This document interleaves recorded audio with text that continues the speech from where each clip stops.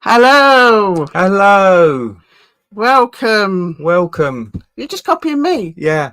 Liz is a dramatic surgery and she's had half her back removed. That's why she's shrunk. Mark's a tranny. Are we allowed to say that? Ben's had a video taken off. Nick's had half her back removed. That's why she's shrunk. Oh, Mark's hang on. We got Where's feedback. Where's it coming from? Are we allowed to say that? Oh, it's from Liz's phone.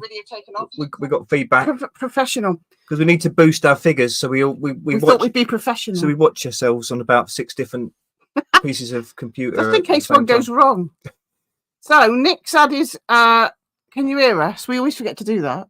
Yeah. Oh yeah, they can because I can hear me. Oh yeah. I can hear myself. Well, that's one way of doing it. Yeah. So Ben's had a video taken off. Nick's had a channel taken off. And that's all we know. That's all we know. That's all we know. That's just in our immediate circle, so I'm sure. Ben's, I think he's at bases.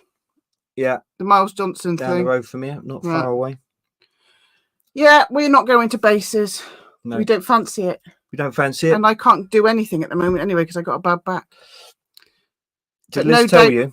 Ben will have a nice reportage on the subject. There'll be a reportage, yeah. Right. We'll hear that.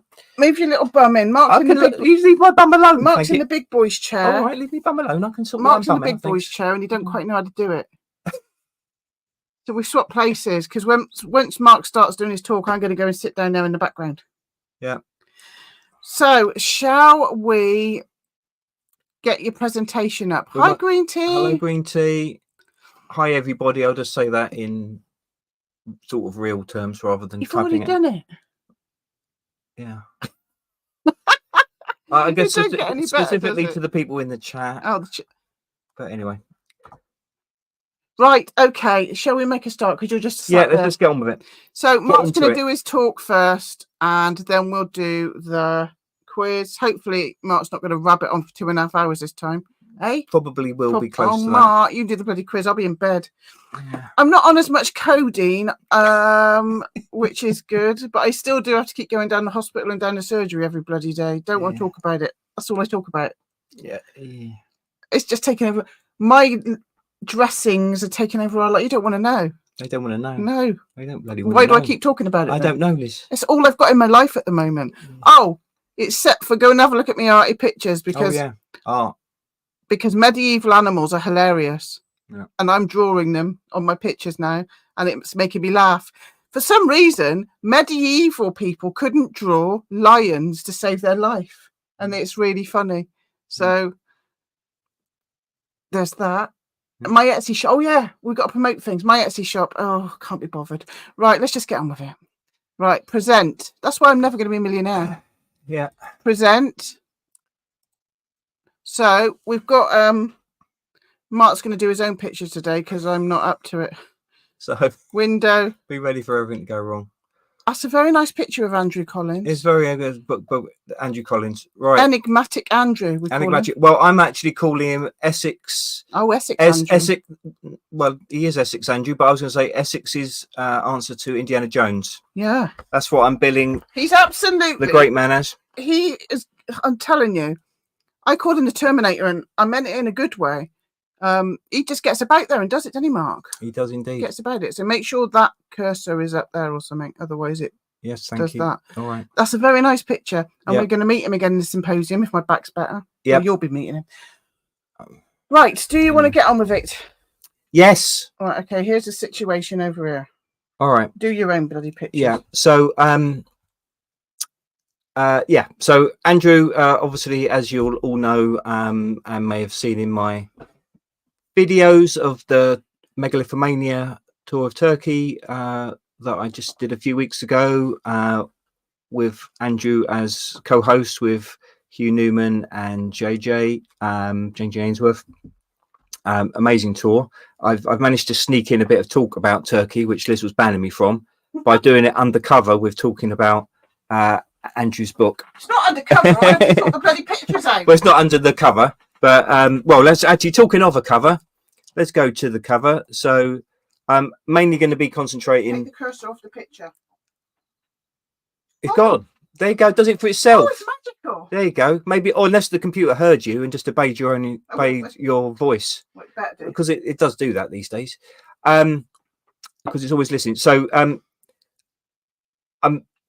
focusing on this book mainly, and I have to confess it's the only book of Andrew's which I've read, and it was out in 2018. So I know he's done, as he's continually doing, a massive amount of research since this time. I think, you know, most of it is still he goes along with, but obviously he's developed it and he's taken it into different areas. He's doing a talk at the symposium, as Liz just mentioned, and he was just at the Contact in the Desert in Palm Springs, Indian Wells, which Ben has done a reportage on. But yeah, he doesn't half get about a bit. Conferences, tours with Megalithomania, and just his own research. I think I say he's like the Essex Indiana Jones, but seriously, he really, I'm just in awe really of the way he just gets up and goes to places, just, well, almost on a whim, on a bit of information. He's very interested and, shall we say, connected with the idea of psychic revelation and people being able to read things that happened in the past or get ideas, sort of remote viewing ideas, maybe just with some article from an area and getting some premonition there. He talked about a friend of his, Debbie Cartwright, who sounds a very interesting person herself in her own right. That I did look at a talk of hers, which is on the Megalithomania website, from a Greenstone conference some years ago. But she's a psychic quester, and there's been involved with Andrew Collins for a number of years. As she said, it's ruined her life. But very interesting talk. I do recommend it if people aren't already aware of her. I definitely want to check out more. But I'm going to go back, as well as getting his new book, which is coming out towards the end of the year. Looking back on his older works, because he started off doing research in just a history of places in Essex, and then he's sort of like, wow, there's all this other stuff, a wider world out there. And so he's been decades ago going to the site around Gobekli Tepe, and all those similar sites, when they were still underground and just little bits poking up maybe, and they just the early days of the excavations by Klaus Schmidt, who started off the process. But I think he said, you know, he was, although he read an article by Klaus Schmidt when he was first it came out about Gobekli Tepe, but also he was inspired to go there. Debbie Cartwright, I think he'd been in that region for something else, and maybe something he said or gave Debbie, and then she had a vision. You need to get back to this area. There's something major that's there which you need to explore more.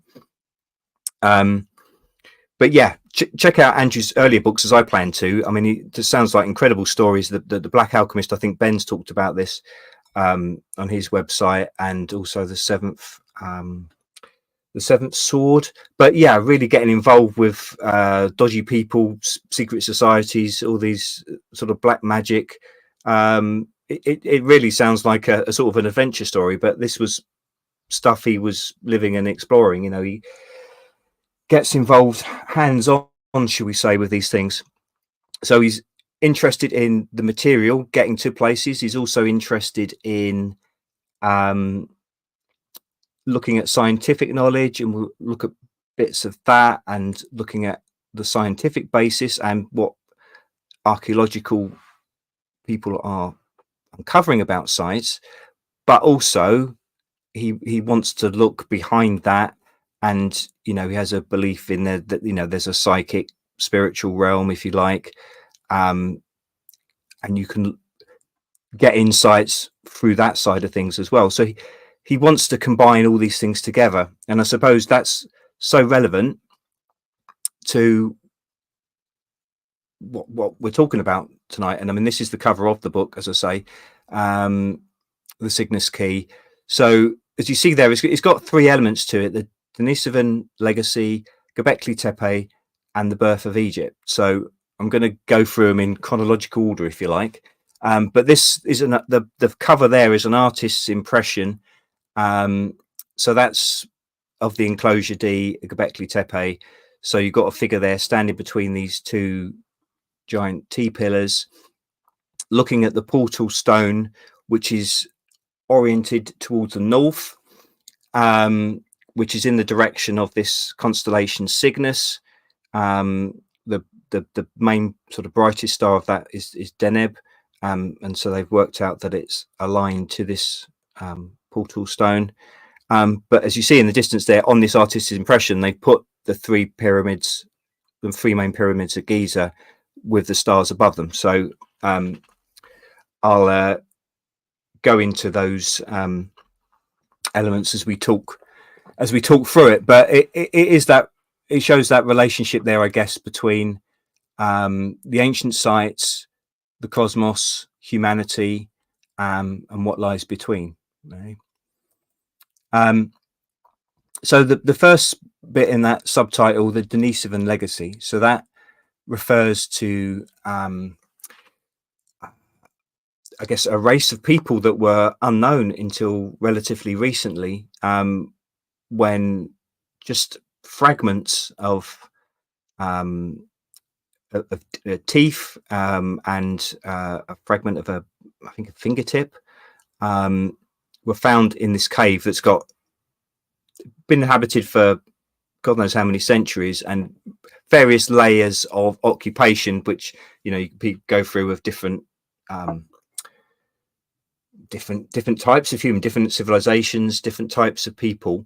But deep down, they found these centuries old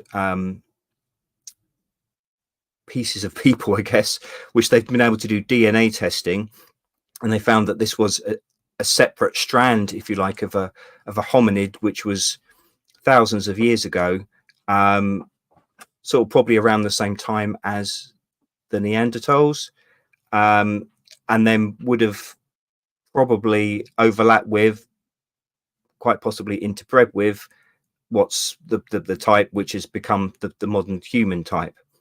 But so much that they've gained from, well, not only from the DNA that they took from the human remains, but also some artifacts that they found which were sort of dated from this similar time. I think we're talking 40 to 50,000 years ago. Just a mind-boggling amount of time in the past, away from our own time. But actually, sorry, just to go back there. So from these teeth that were found, they were of an extremely large size, and they were extrapolating from that the size of the teeth, and I think there may have been a bit of a jawbone found as well, but extrapolating from the size of the teeth, but also from what they can glean from the DNA, that these Denisovans were of a large size, robust build, as has been described, and possibly you're talking 7 feet tall, around that sort of area, maybe. Obviously, this is mind-boggling how they do this from DNA, and but this is very interesting, of course, because as Hugh Newman, the other host on the tour, has done books on giants, and of course there's so many legends of giants around the world, whether in often in a sort of a bad guy, fearsome sense, like an ogre type thing, but sometimes more positive ways. But giants have been something that's part of folklore going back as far as you can think in legends all around the world. You know, so perhaps, well, I mean, there's all sorts, as I say, Hugh Newman's books on giants, you know, worth checking out, and what he's talked about with those, and that a lot of that seems to be being suppressed, like so much of archaeological knowledge. But you know, perhaps, you know, there is also a link to these Denisovans in terms of a larger sort of hominid group that were much bigger in general than us. Now, that's just an image of the entrance to the Denisovan cave. So this cave is situated in Siberia. That's a region there in the, I think it might be the Baikal Mountains, but you know, these incredible scenery around this region, which is where this Denisova cave is. And there's another Strashnia cave that might be the Altai Mountains, I think. But in this, again, in a similar sort of region where they've got all these layers of hominids occupation, and you know, possibly Denisovan evidence of these Denisovans there as well. So it seems, as far as I know, that they've only been found, as I say, they're very small sort of remains in this region, but then evidence of their DNA, only a small percentage, up to sort of 5%, has been found in certain races that are around nowadays. But I think, but it's mainly around the some Asian peoples, and also sort of native Australian peoples, but also I think in Melanesia. So there's evidence, I think it's about 5% there, that maybe some went over to islands there in Melanesia, but I don't think there's any traces of DNA in European peoples. So it's maybe there that Neanderthals were more prominent, and they were the ones that interrelated with the more modern human type. But there's also, where they found these teeth, etc., they've also found what look to be sort of ancient musical instruments. I'm not sure if this is the complete image from that place, but this sort of design, and these were seem to be made from bones of birds, including swans, and you sort of even in the appearance, you know, of them, they look a bit like a swan, like a bird, sort of flute-like instruments. And this again is very important to the story that's going to be unfolding. But these artifacts that they did find seem to be highly advanced in like the detail and the craftsmanship that they were made with. And it again, it seems it's something that seemed too far advanced for the time, and it's led people to think that these Denisovans were far more advanced than certainly these early humans of the time. And from that, people like Andrew have sort of extrapolated that there may well be these Denisovans may be the origins of so much knowledge which has then filtered on through the ages and through the world. A sort of and if they did interbreed with modern humans and then spread knowledge through them, it led to an acceleration in human behavior, civilization, their technology, understanding of the cosmos, which we'll come on to. So these Denisovans might have had a common ancestor with the Neanderthals, these DNA studies have shown, and then at some stage, a huge way back, they split from the Neanderthals.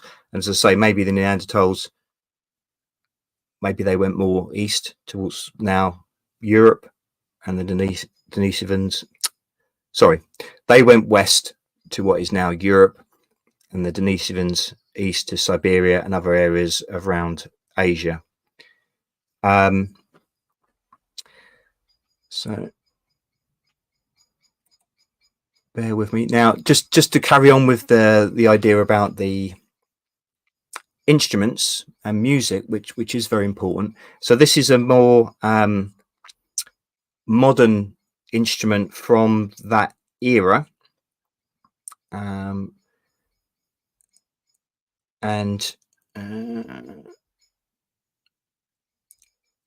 I can't remember what it's called. I think it's called it's something like a komyesa, and I think it's KHOMYS or something similar. My apologies. But again, it's concentrated particularly on certain frequencies. I think there's musicians I know amongst you that are listening. So I think it's the perfect fifth and the perfect fourth, and this tone tuning is also used by singers in the region. So this idea that that there's something sacred, that it's sort of like it's got like a cosmic or maybe even spiritual resonance, this particular tuning. And again, some have compared the shape here again to a sort of bird like, with the body at the bottom, and then perhaps a swan at the head, and the main body of the instrument is an elliptic shape. And again, I'm very bad at the number side of things, so I won't go into massive amount of details because I can't, because I haven't got the I read all the complex numbers and geometry, etc., which Andrew puts in his book, and I have difficulty grasping it to the detail where I can then relate it back. But basically, that elliptical shape, again, in geometrical terms, corresponds to this sort of 4:3 ratio, which relates to this perfect fourth. And again, that's gonna echo on through the ages and the story that we're going to go through. So there are a lovely picture of swans from this Altai region in Siberia, and it's, I mean, again, these sort of links between our talks which are unplanned.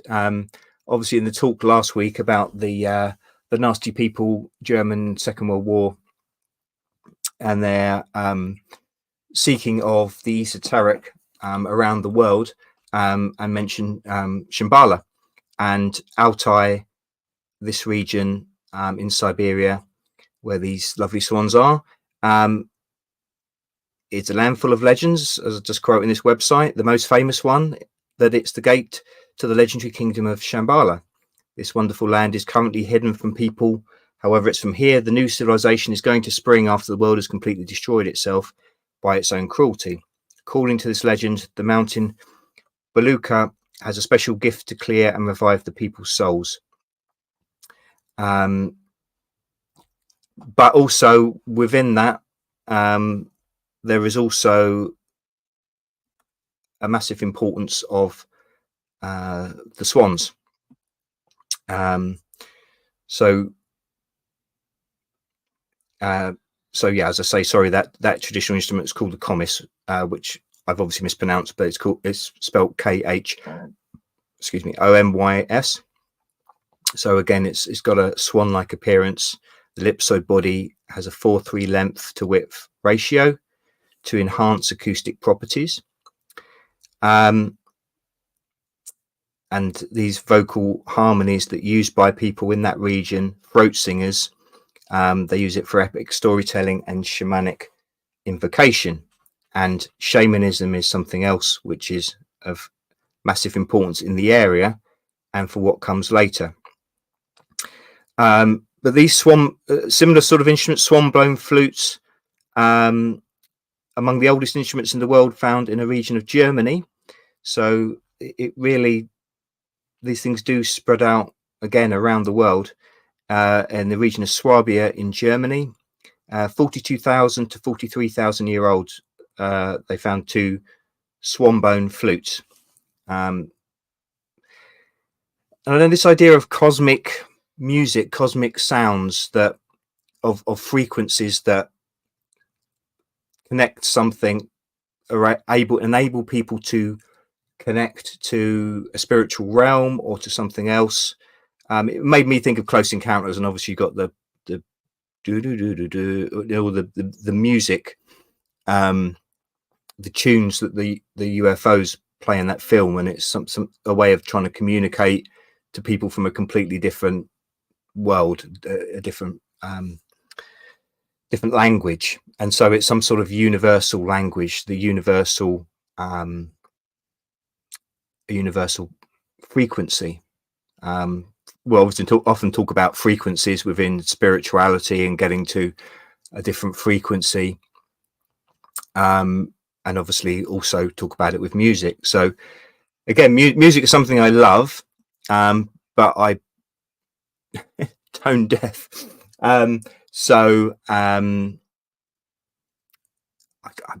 don't feel that connection with music, and maybe that connects to why I've said before that again, though I wholeheartedly believe that there's a spiritual realm and there's different things beyond the material, I don't have a connection to it empathically in the way that a lot of people do. So maybe the two things are connected. But you know, again, this region of Altai,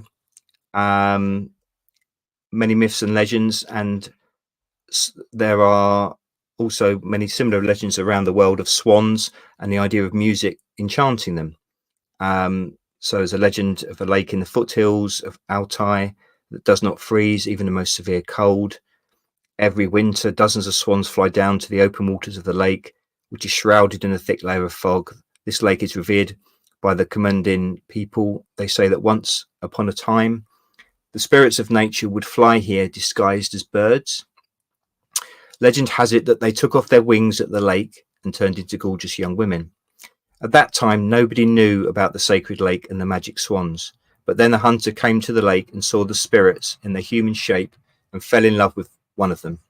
To make the fair maiden stay with him, the hunter stole and hid her wings. His plan seemed to work.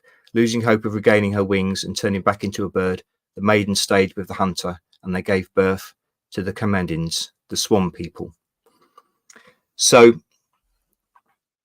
again, another one of the facets of this story and the narrative weaving through Andrew's book, The Cygnus Key. Obviously, Cygnus, we relates to swans. A cygnet is a kind of swan, is it? Is it a female swan or is it a baby swan? I can't remember now.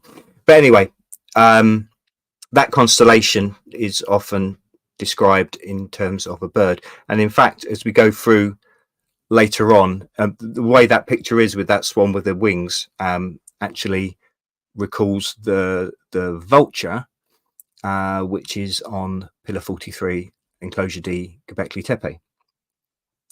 So we have the link. So I had to take this picture from your book, Andrew, if you listen, because I couldn't find it on the internet. But so this is of swan poles erected by shamans belonging to the reindeer Tungus tribes of northwest Manchuria and Siberia.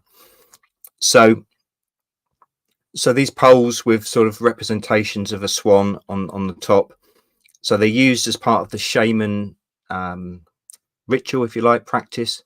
So the shaman spiritually will climb the pole in a trance to the sky world. So the swan is like becomes like the soul of the shaman, but also a guardian to the upper world. This isn't something that's, again, just unique to Siberia. There's a North American tribe which also has things around a swans in this sort of shamanistic respect. So there's speculation there that, you know, early people came across the land bridge from Eurasia and into North America, maybe out 8,500 BC. So in the Altai Mountains region, this idea of a pole, like something holding the universe together, surrounded by a cosmic egg, and that, to me, if you remember, like when I was talking about alchemy, the J. Widener Bridges book, talking about the ideas of the tree of life that went into the Kabbalistic theories and all these esoteric ideas, the tree of life and the cube of space. So having some sort of pole, and as Widener Bridges talking there, you have a pole sort of reaching up to the north sky. And there they were talking about the dragon representing the Milky Way, but also this Draco constellation. Now, the theories here around the Cygnus Key are looking at different parts of space, but, well, different constellation, but this principle of there being something that's holding the universe together, coming down from the heavens to the earth, and then also surrounded by either a cube or sort of an elliptic egg shape. Again, these concepts seem to proliferate, change in certain ways, but have common threads through them. And definitely this book seems to me it's filling in time from that Widener Bridges book that I was going through, The Cross of Henday, and tracing sort of alchemical ideas, esoteric ideas from Egypt, and then on to the 20th century and beyond, up to our time, of course. This is like another phase. This is going from 50,000 years ago, maybe, and goes up to ancient Egypt. So it's like a continual thread. I think there's so much that links between them. So this idea of a pole that's holding the universe together and is going up to the heavens enables shamans to go towards the pole star. But I think in this Siberian tradition, they can't quite get in there when they're actually alive. But it's this idea of the northern sky being where there's the afterlife. It's the heavens. So it's where spirits go after death, and it's where the shamans would reach towards when they're going on their trance journeys to try and contact the spirit world, get information. As Debbie Cartwright was talking about in her talk with the shamans there, you know, they had so many roles within their tribes. They would be healers. They would be they would have like a guardianship of the land, responsibility for that. And yeah, they would obviously be people who would be bringing back knowledge and seeking, you know, connections with the afterlife. So in the era 15,750 BC to 12,750 BC, Andrew was writing about the three stars of the Cygnus constellation, Deneb, Sadra, Rook, came close to this northern celestial pole.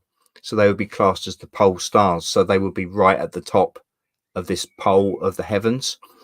As you look at the northern sky in this era. And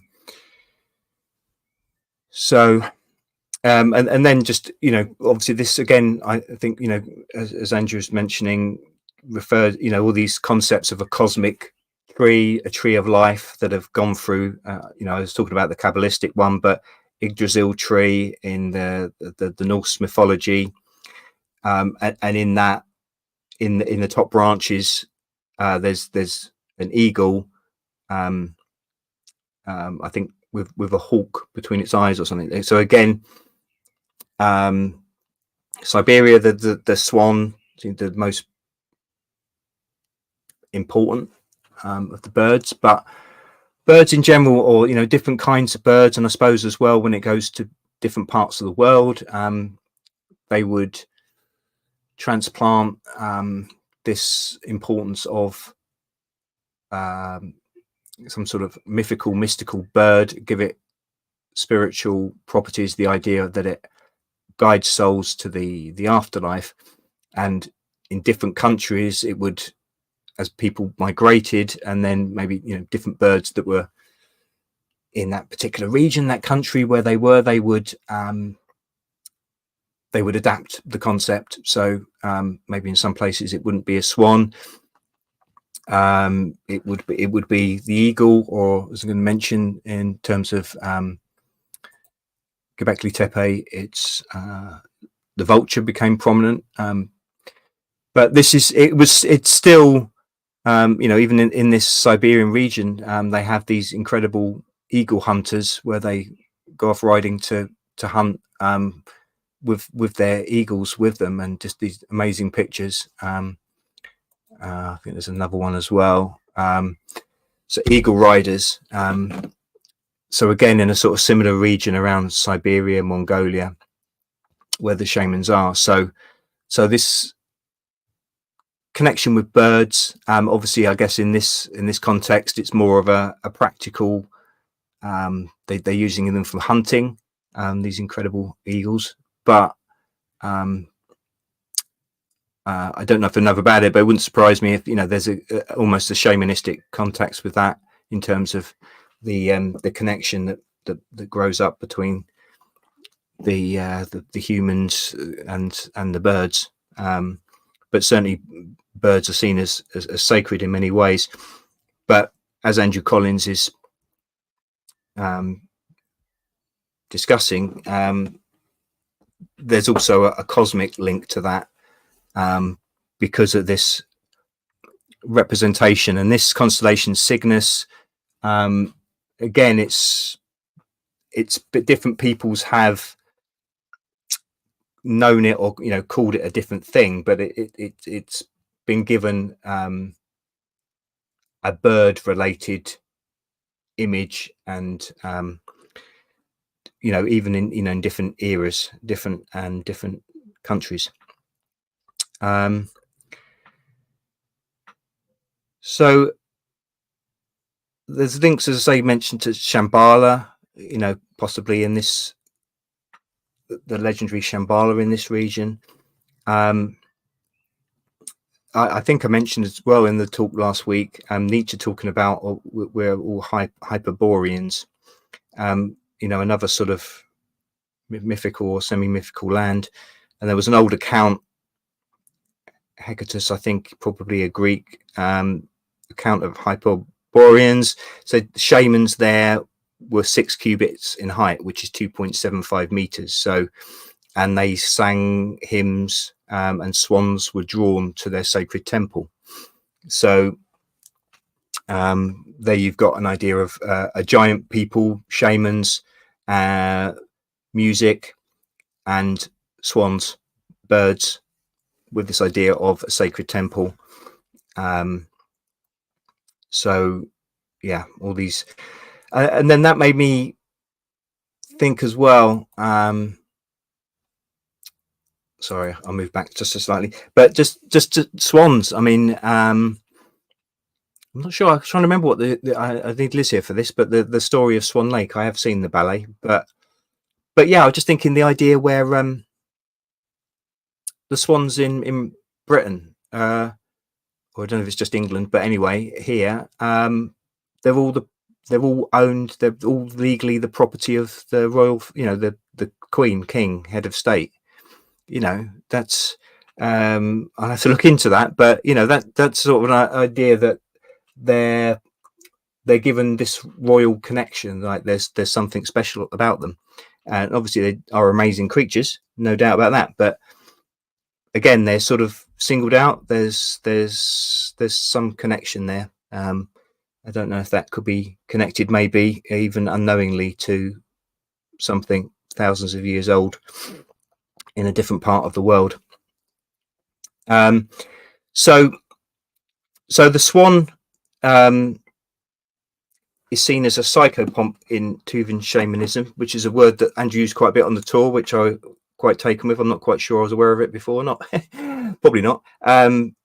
But it's a great name, psychopomp. It sounds like a great sort of new genre of music or something like that. But basically it's the idea of a spirit guide, a creature, spirit animal that will guide the soul or the spirit of a dead human, guide it into the afterlife. So that's what a psychopomp is. So in Tuvan shamanism, again, this region around Siberia, the swan is a communicator between worlds. Again, the symbolism, it's not hard to, I guess, think of it in those terms, because a swan can go underwater, and water again is something that I'm going to be going into as well, which is so important. And it can also fly, so it can go into the upper world. So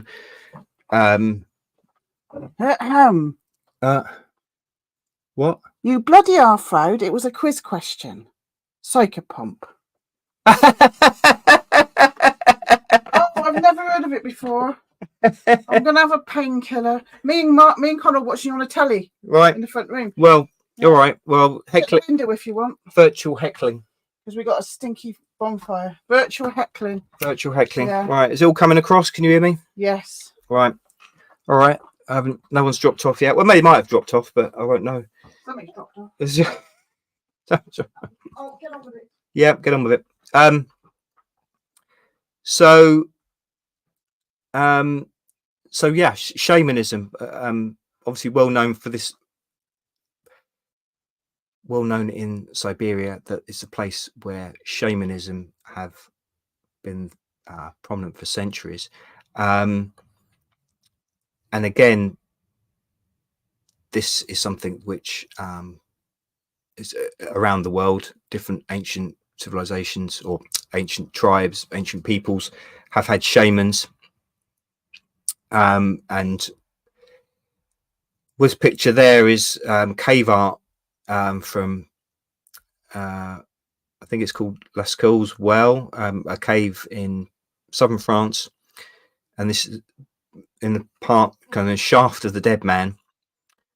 And here, if you see, like in the, I'll just put my cursor in here for a little bit. So there you've got a bird on top of a pole. So talking about those shaman swan poles in Siberia. And then you've got this man sort of a funny angle. So he might possibly be going in a trance. That was what Andrew was sort of speculating, like a shaman. And going on a journey. I suppose here he's actually above the bird pole, so maybe he's ascended the pole. And this is cave art. I think this was 16,500 to 1500 BC. They reckon that sort of era. Yeah.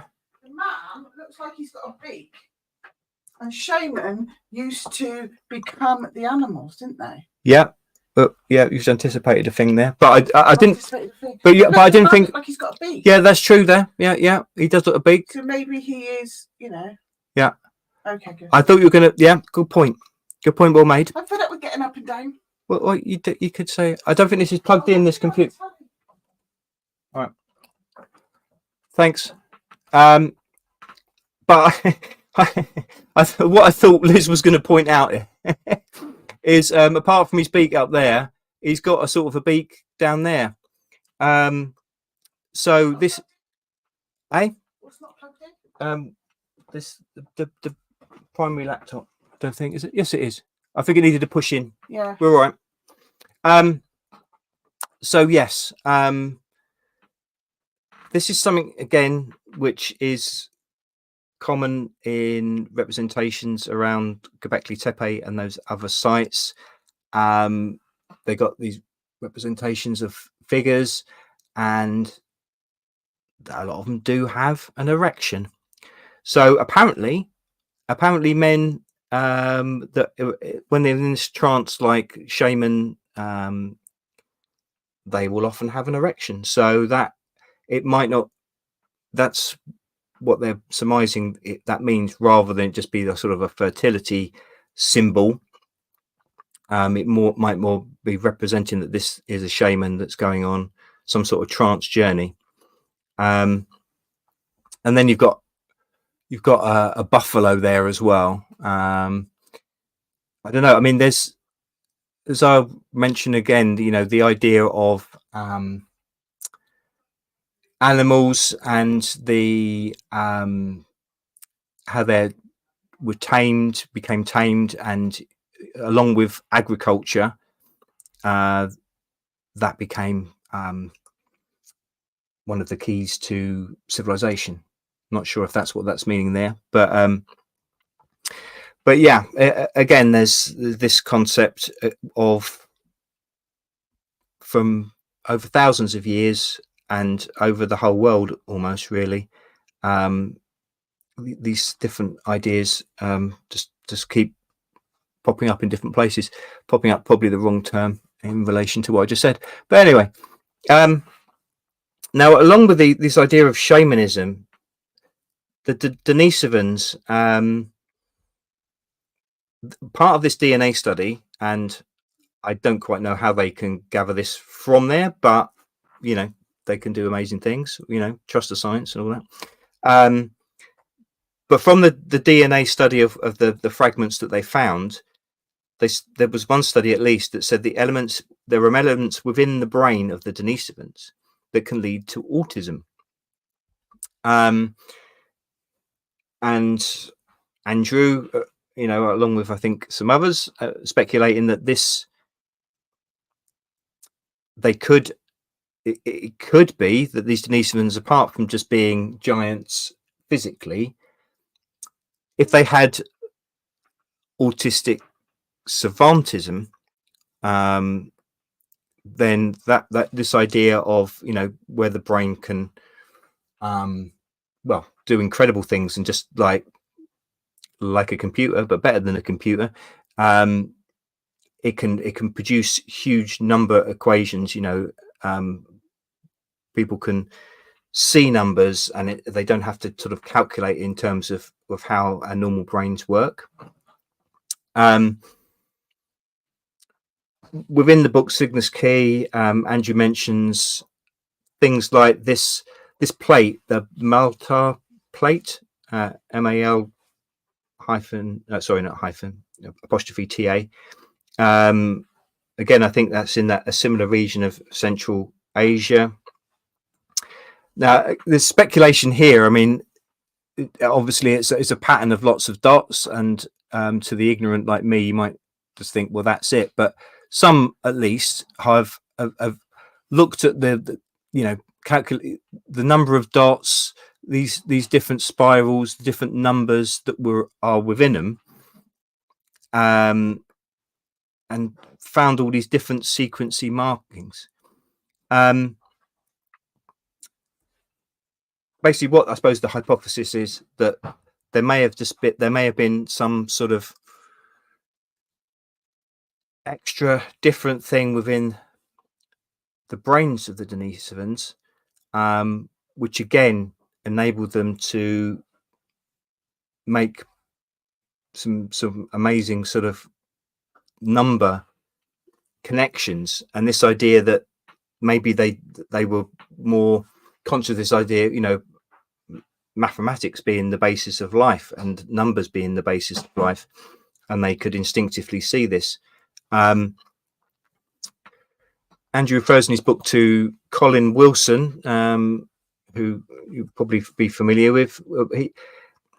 He said savant syndrome could explain this Nineveh constant. So this is a tablet, a clay tablet, that was found among ruins of the library of Assyrian king Ashurbanipal, who ruled circa 668 to 630 BCE at Nineveh, which is in what's now northern Iraq. So it was discovered, I think, in the 1840s. Now, apparently, it's referring to a number which is, I'm not even sure. So it's 195,955,200, then 0000000. So I mean, if you look it up, Nineveh constant, you can get it. And apparently that equates to 70 times 60 and then times 6 other 60s. Again, number things blow my mind. But apparently people who are mathematicians have done all sorts of computations with these numbers, and they find out it's got these cosmic connections with long-term time cycles of planetary bodies, equinoxes, that sort of thing, the movement of the planets. They've got all these combinations of formulas within this number that was found hundreds and hundreds of years ago. So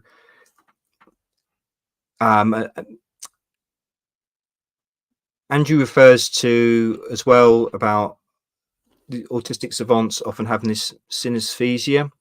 I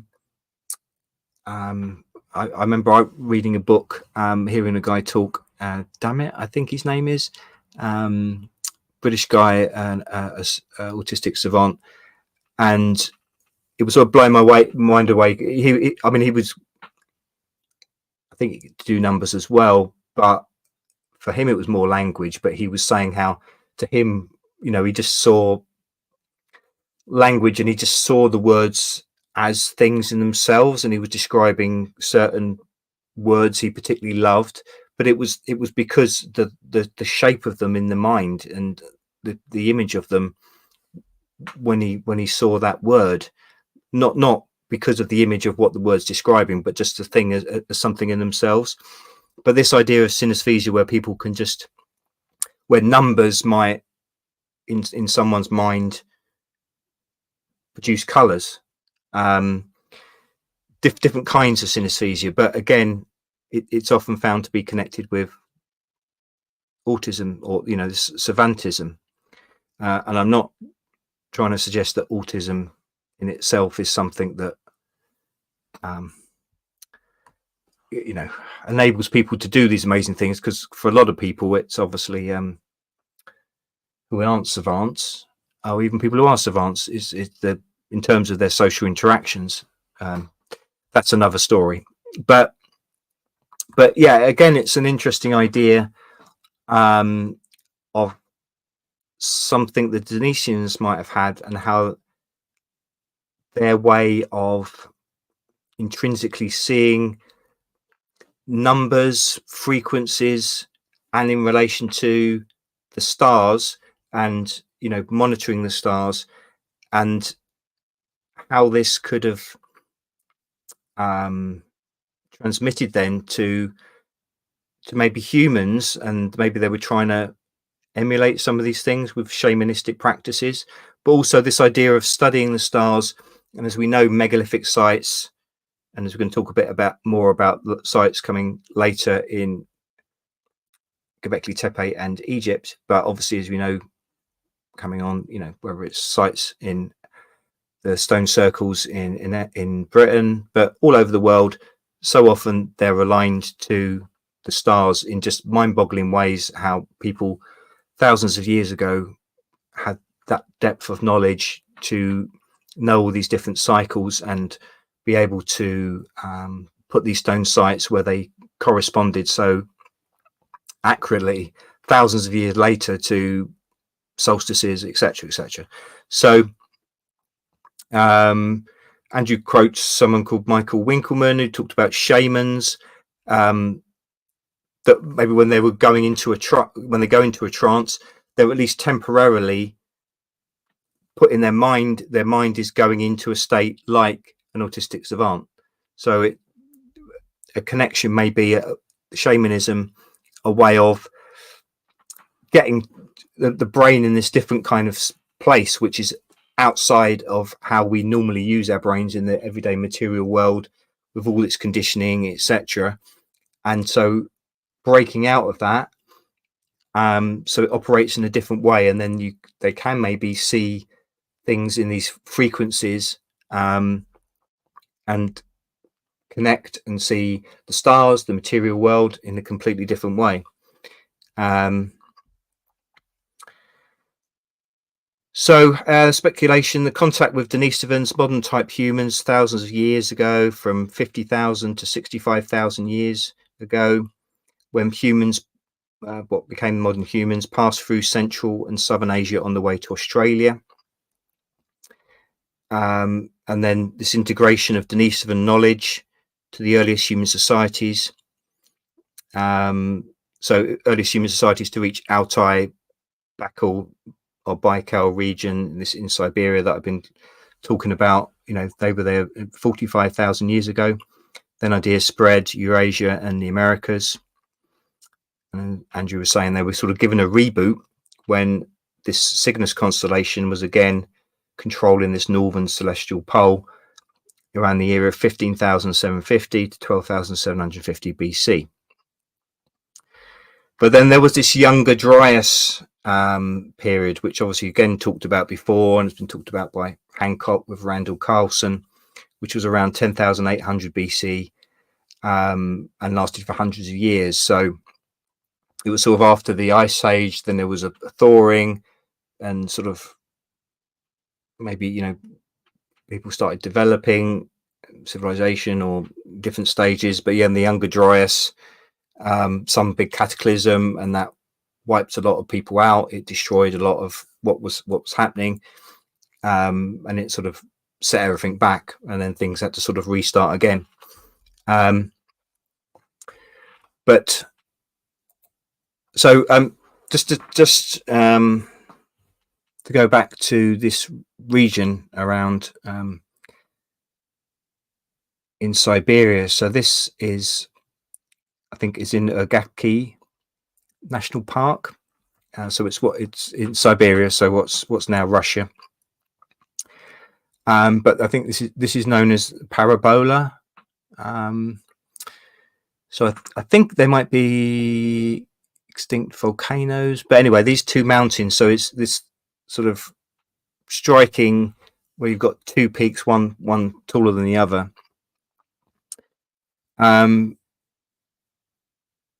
But as Andrew was talking again in the book, that through in between these two peaks, you can see this dark rift of the Milky Way galaxy, and speculation that maybe these ancient peoples, the Denisovans maybe, and then human societies that came after, would have seen this as almost like an observatory. Between these two peaks, they could see all this, the cosmos going through between these two peaks. And I think I'm going to refer to something a bit later on as well, but it seems to make sense really that these megalithic sites that have, well, from what we know, sort of earliest Gobekli Tepe, but maybe they were mimicking or trying to erect these things to replicate the kind of what used to be viewed through these natural rock formations, like here, where you'd see the cosmos unfolding and going through its cycles between these two peaks. And obviously, like in Gobekli Tepe, you've got the twin T pillars, and then through them, I was going to mention in a minute, you can see it's aimed towards the Milky Way and the northern sky, where you've got the celestial pole, and where the Cygnus constellation will be right in front of you as you're facing north.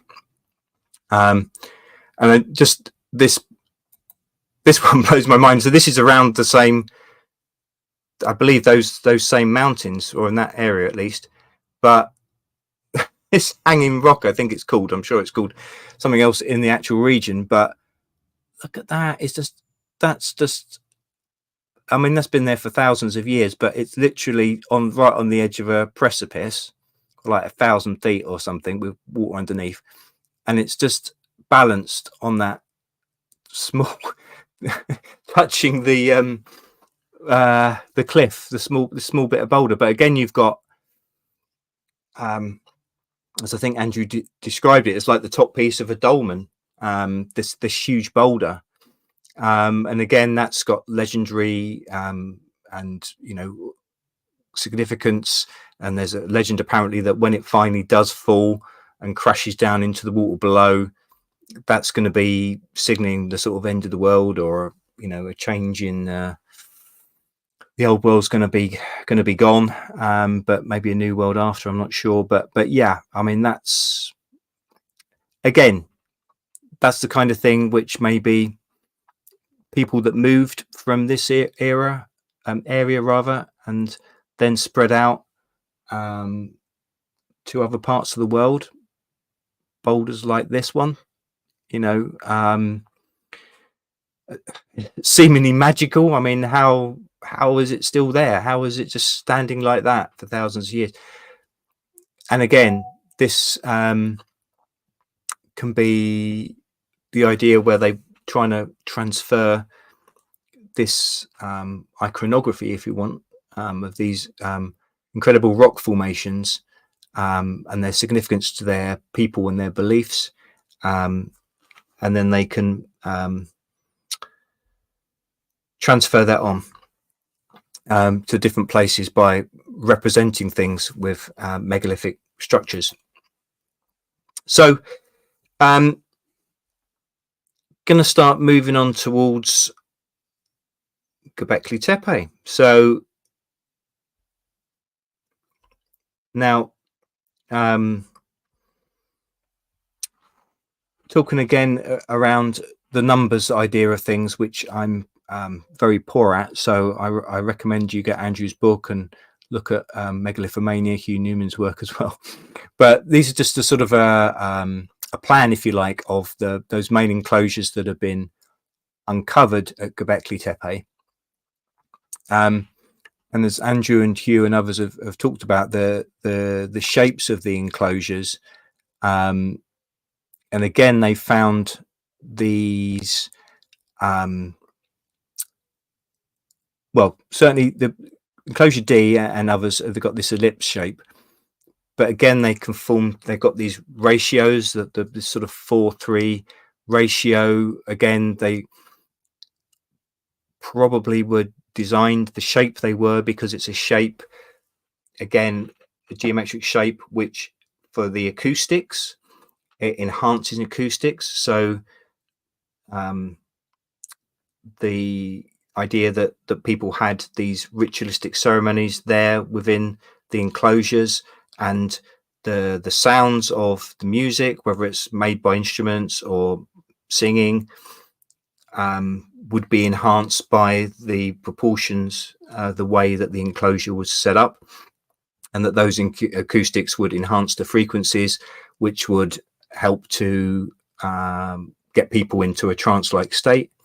So and as I've talked about before, so enclosure D, so, and as on that, the cover there of the Cygnus Key, so the idea, if you would stand between these two, potentially stand between these two main T pillars, and then you would be looking towards this portal stone, or hold sighting stone it's referred to there, and then that would be the top of there is aligned to north. So, and they've done the calculations. Andrew worked with Rodney Hale, this archaeoastronomer, I think referred to as. But again, with all these whizzy computer programs now, you can do where they can show what a night sky with the constellations, how it would look from a certain position on the world thousands of years ago. So as I say, in the era when Gobekli Tepe sort of whatever it was, 12,000 years ago, that would be aligned towards these Cygnus stars, and particularly the star Deneb, this prominent star within the Cygnus constellation, as I say, which is related to birds. Now,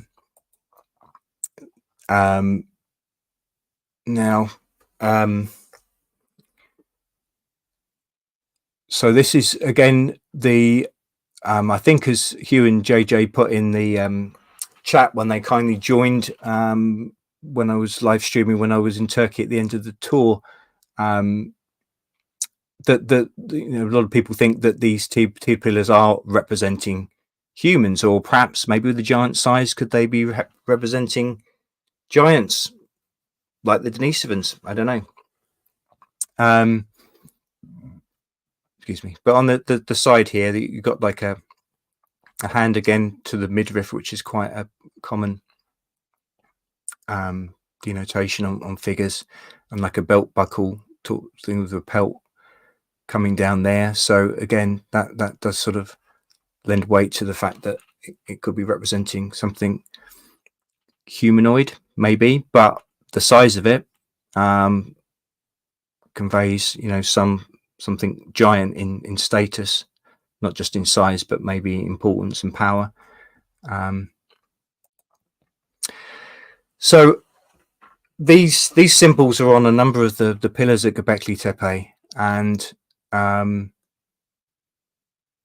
Andrew is speculating that I think with these you've got sort of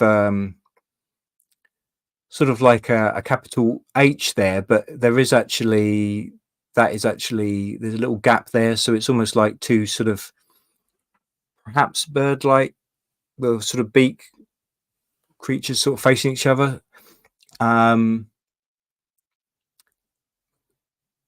But I think what Andrew was suggesting in the book, that maybe this is representing where you've got maybe that could be sun and moon.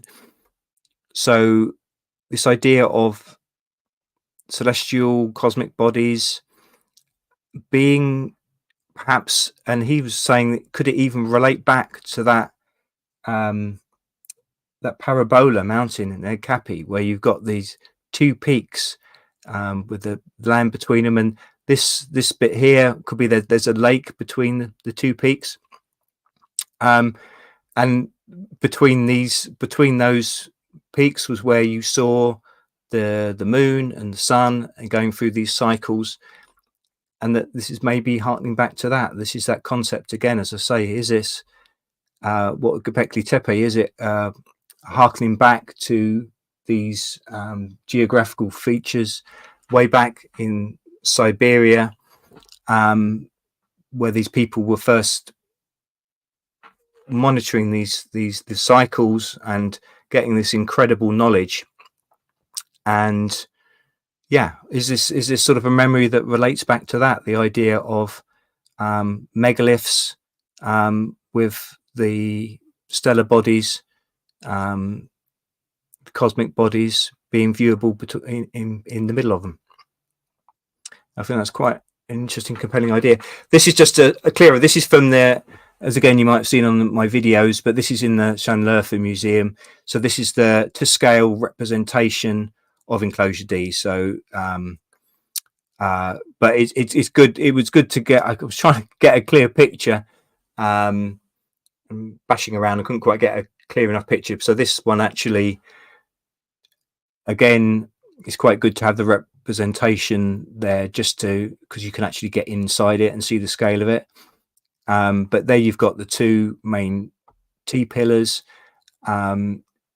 and then you've got this portal stone there, which would have been aligned towards the north and Deneb Cygnus in the era when it was built. So, you know, I talked before about the, you know, the energies, which, you know, Hugh was saying scientifically were have been tested, and, you know, incredible magnetic fluctuations, energy there around these stones. As I say, and also when I was talking with Jeanne on the trip, she was feeling that, you know, well, positive and negative polarity, as she was describing it, going around the different stones.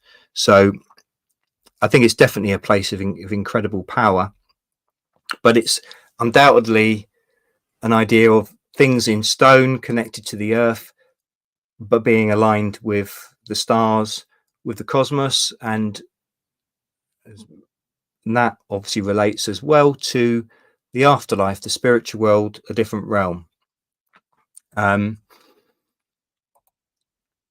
And then we've got pillar 43, which is just so on this representation. So that's where pillar 43 is, to the side of the portal stone.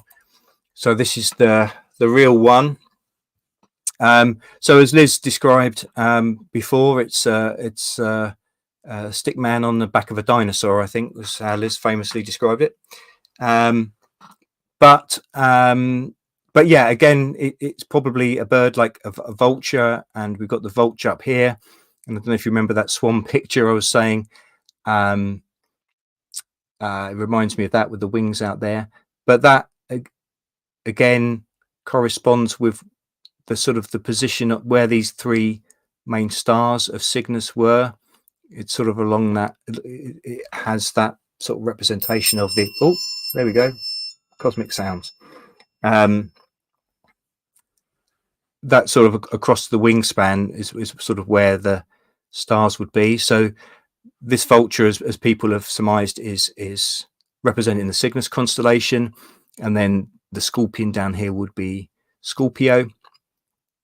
The idea of this sort of round, ball-shaped, could be an egg, but also it's probably connected to the, or was connected to the, as the head of this figure down here. So common in this region for people's heads to be removed after death. The idea that the soul resides in the head, so the head was removed after death, or maybe as someone was on the verge of death, maybe.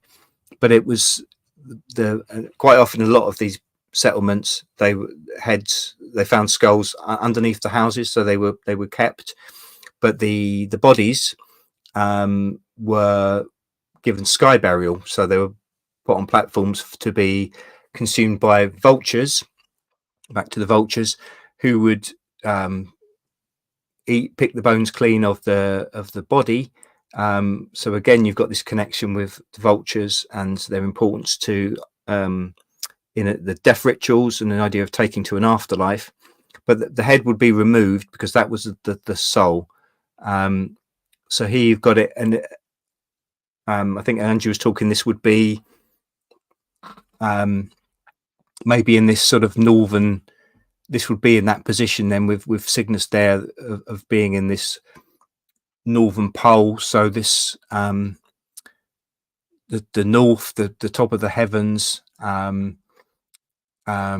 was talked about, I think Liz mentioned as well, this looks like waves, and I think other people have said this could be the sort of the cosmic ocean.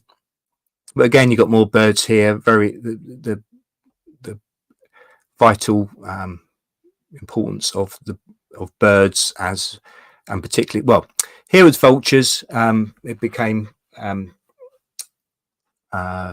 I suppose something from the region rather than swans in that particular region where they were in Turkey, Anatolia. But vultures are also migratory birds, and you had this with the swans as well, because and this relates as well, going on to talk about Egypt, because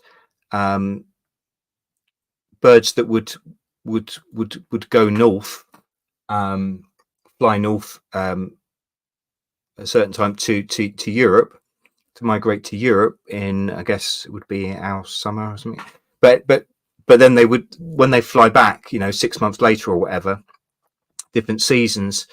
So it represented for them the idea of so when they're flying away, they're taking the deceased away to the other world, to the heavens, to the afterlife. And then the idea when the birds come back with their migration, when they fly back, they're bringing reincarnated souls, if you like, to be reborn. So again, that's another crucial link between birds and this idea, that the symbolism of the afterlife.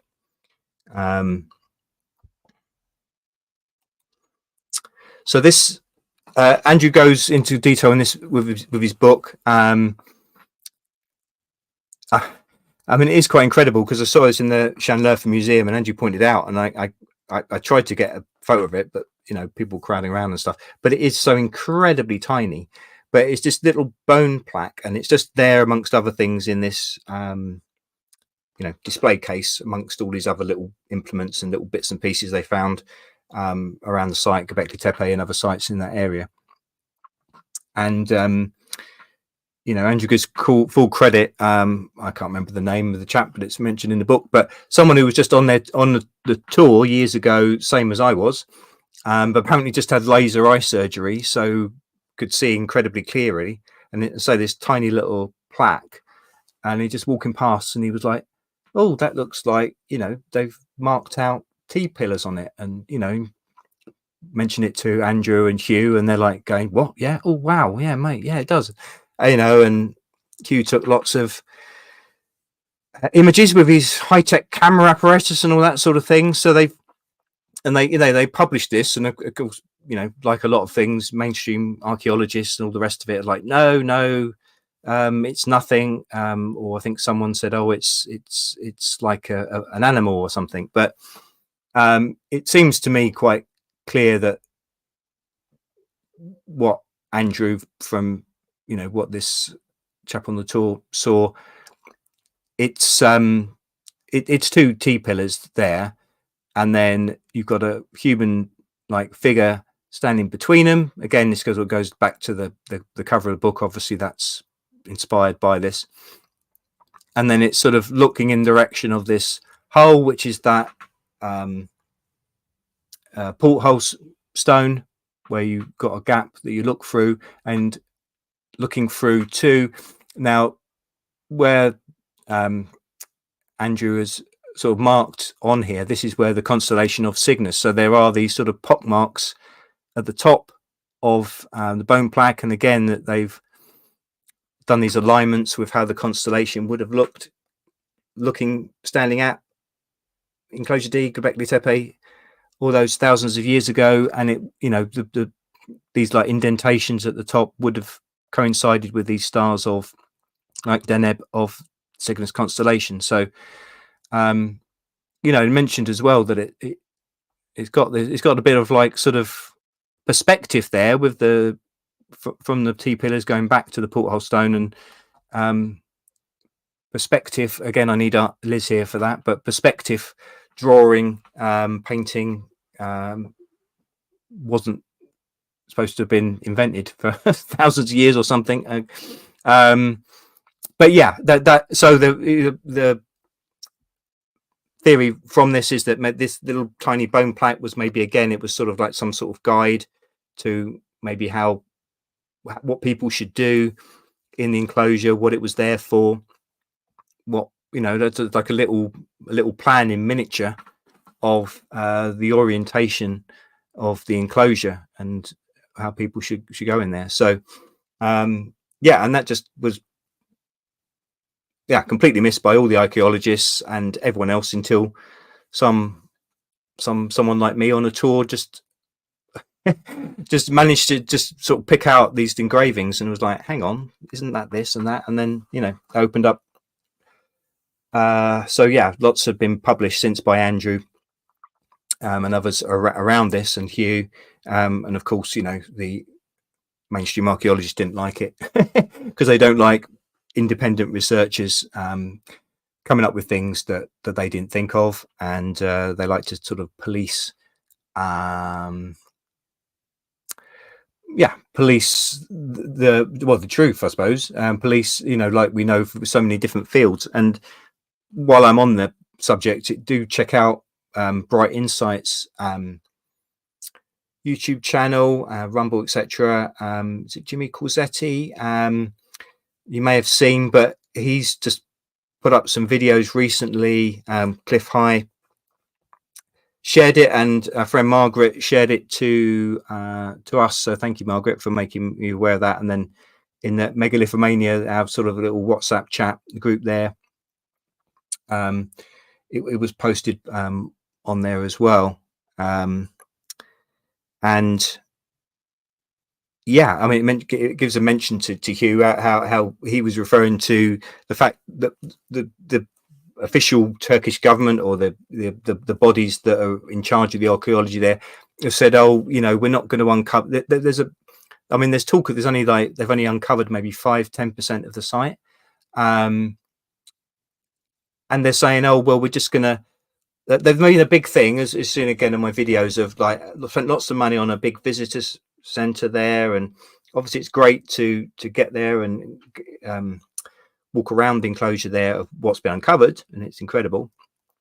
But it's like there's so much more, and they're saying, oh, we're just going to leave it covered up for future generations. So they're not going to bother to try and search further on the most amazing, groundbreaking, rewriting history site uncovered. I mean, and then Jimmy Corsetti goes into all this very interesting stuff. Is it something like the Dogus group is in charge of now the Gobekli Tepe and these sites, and the Turkish billionaire bloke who owns it is another member of the WEF. So again, it's very interesting, and as Jimmy Corsetti says, free Gobekli Tepe. It does seem insane, and it's obviously not for lack of money, because, you know, well, they've already spent ridiculous amounts of money on this visitor center. I mean, you know, it is incredible. Andrew and Hugh were going there decades ago when it was just being, you know, the first sort of early beginnings of the excavations were taking place. And obviously so much has been uncovered since then, and incredible things that have been found. But to then say, well, no, we can't be bothered to go any further. No, we're not going to bother. I mean,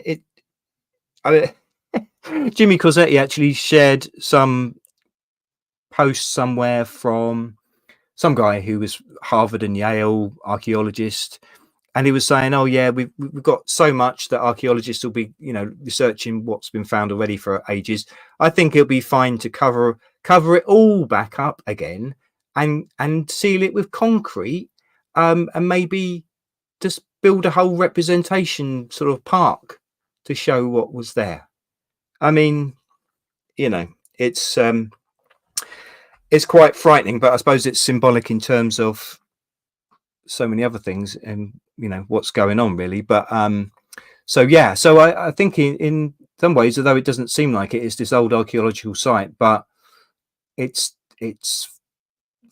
showing so much about our origins, or at least, like I'm saying, and Andrew's saying, that it goes back thousands of years further than that. But this is a key point in how civilization sort of went to another stage, should we like, and to then like say, oh no, we're not gonna, and that, you know, as we were going around on the tour, you know, there was so many places where, you know, can't go into details, but, you know, just exasperation really, where it's they're hiding up little things, you know, the bits they are excavating in different places around the country. And it's like, I mean, they've got some incredible museums in Turkey, and I certainly recommend going there. but it does seem that they're restricting, or just trying to hold back and restrain and keep a control of what they want to be seen and heard about the site. So, you know, that's important to say, I think, at this stage. But yeah, somehow we've gone on to Egypt. I think we might have missed something. Oh, I don't know. There we go. But before I go from there, so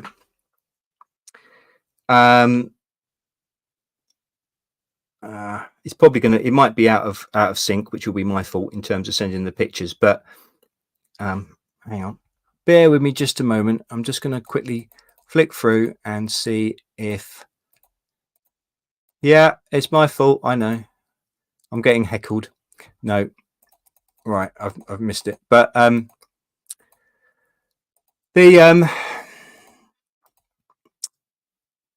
so near Gobekli Tepe.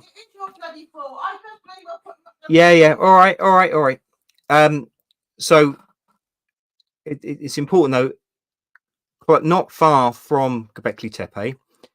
So as I mentioned before, I won't go into full detail again now, but it's very close to this, the city now, Şanlıurfa, which used to be called Urfa.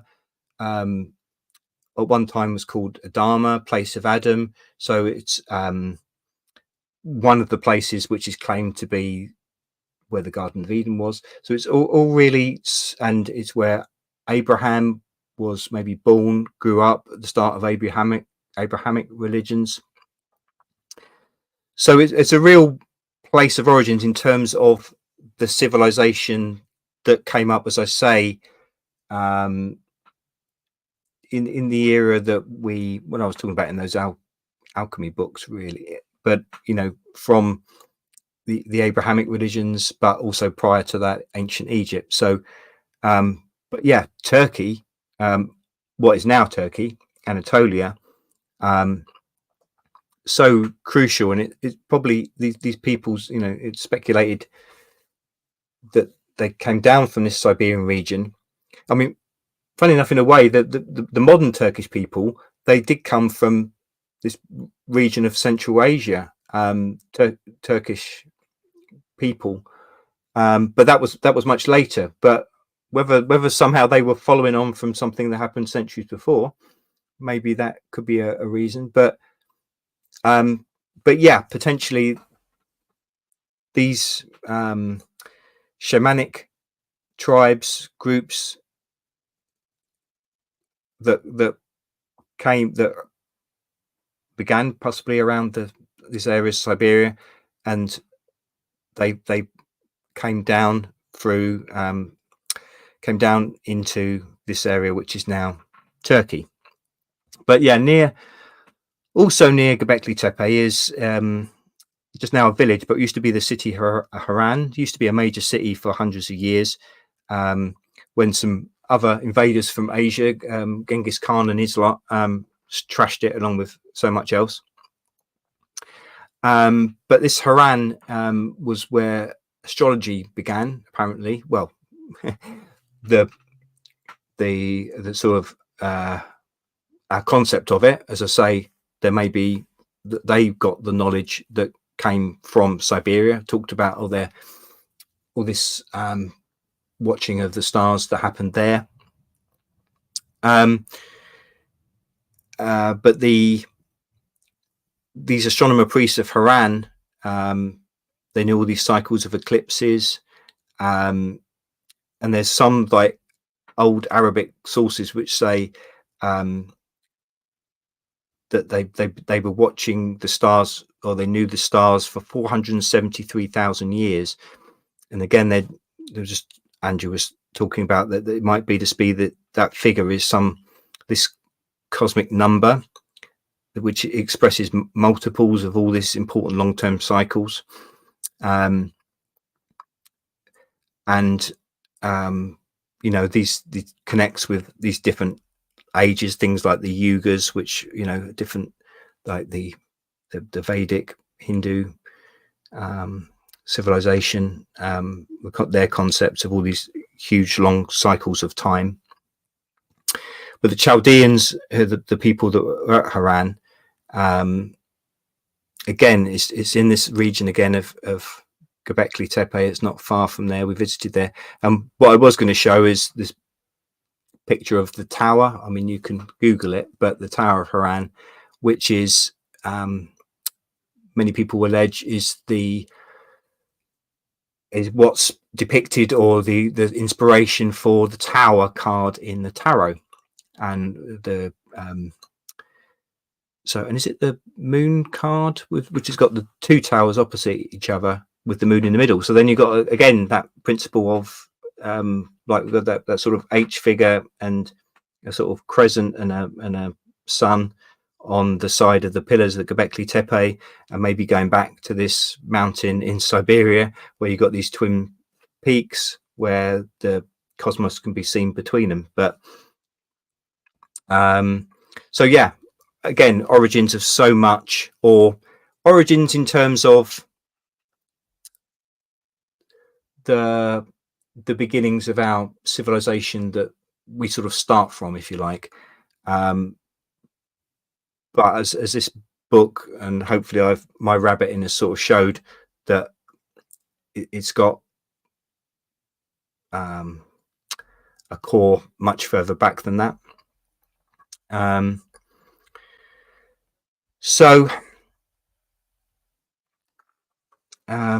Right, let's move on, shall we?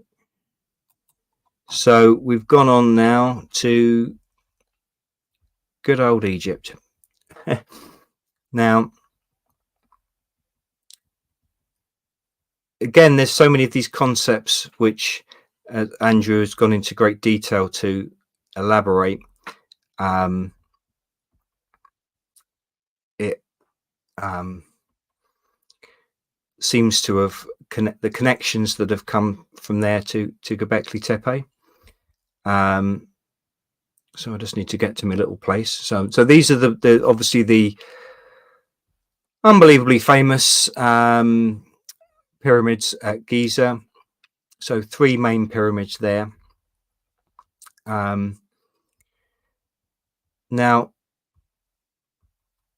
Andrew goes into incredible detail, which I can't do justice here, but he talks about the region of Helwan, or the what was ancient city Helwan, as being quite important in different theories of how things grew up. So there was these therapeutic springs around this city of Helwan, 3 distinct types of springs said to be therapeutic, and that made me think of Bath here, just down the road. But again, this idea of the importance of water, and where ancient sites, civilizations, obviously water is essential to life, just to drink it.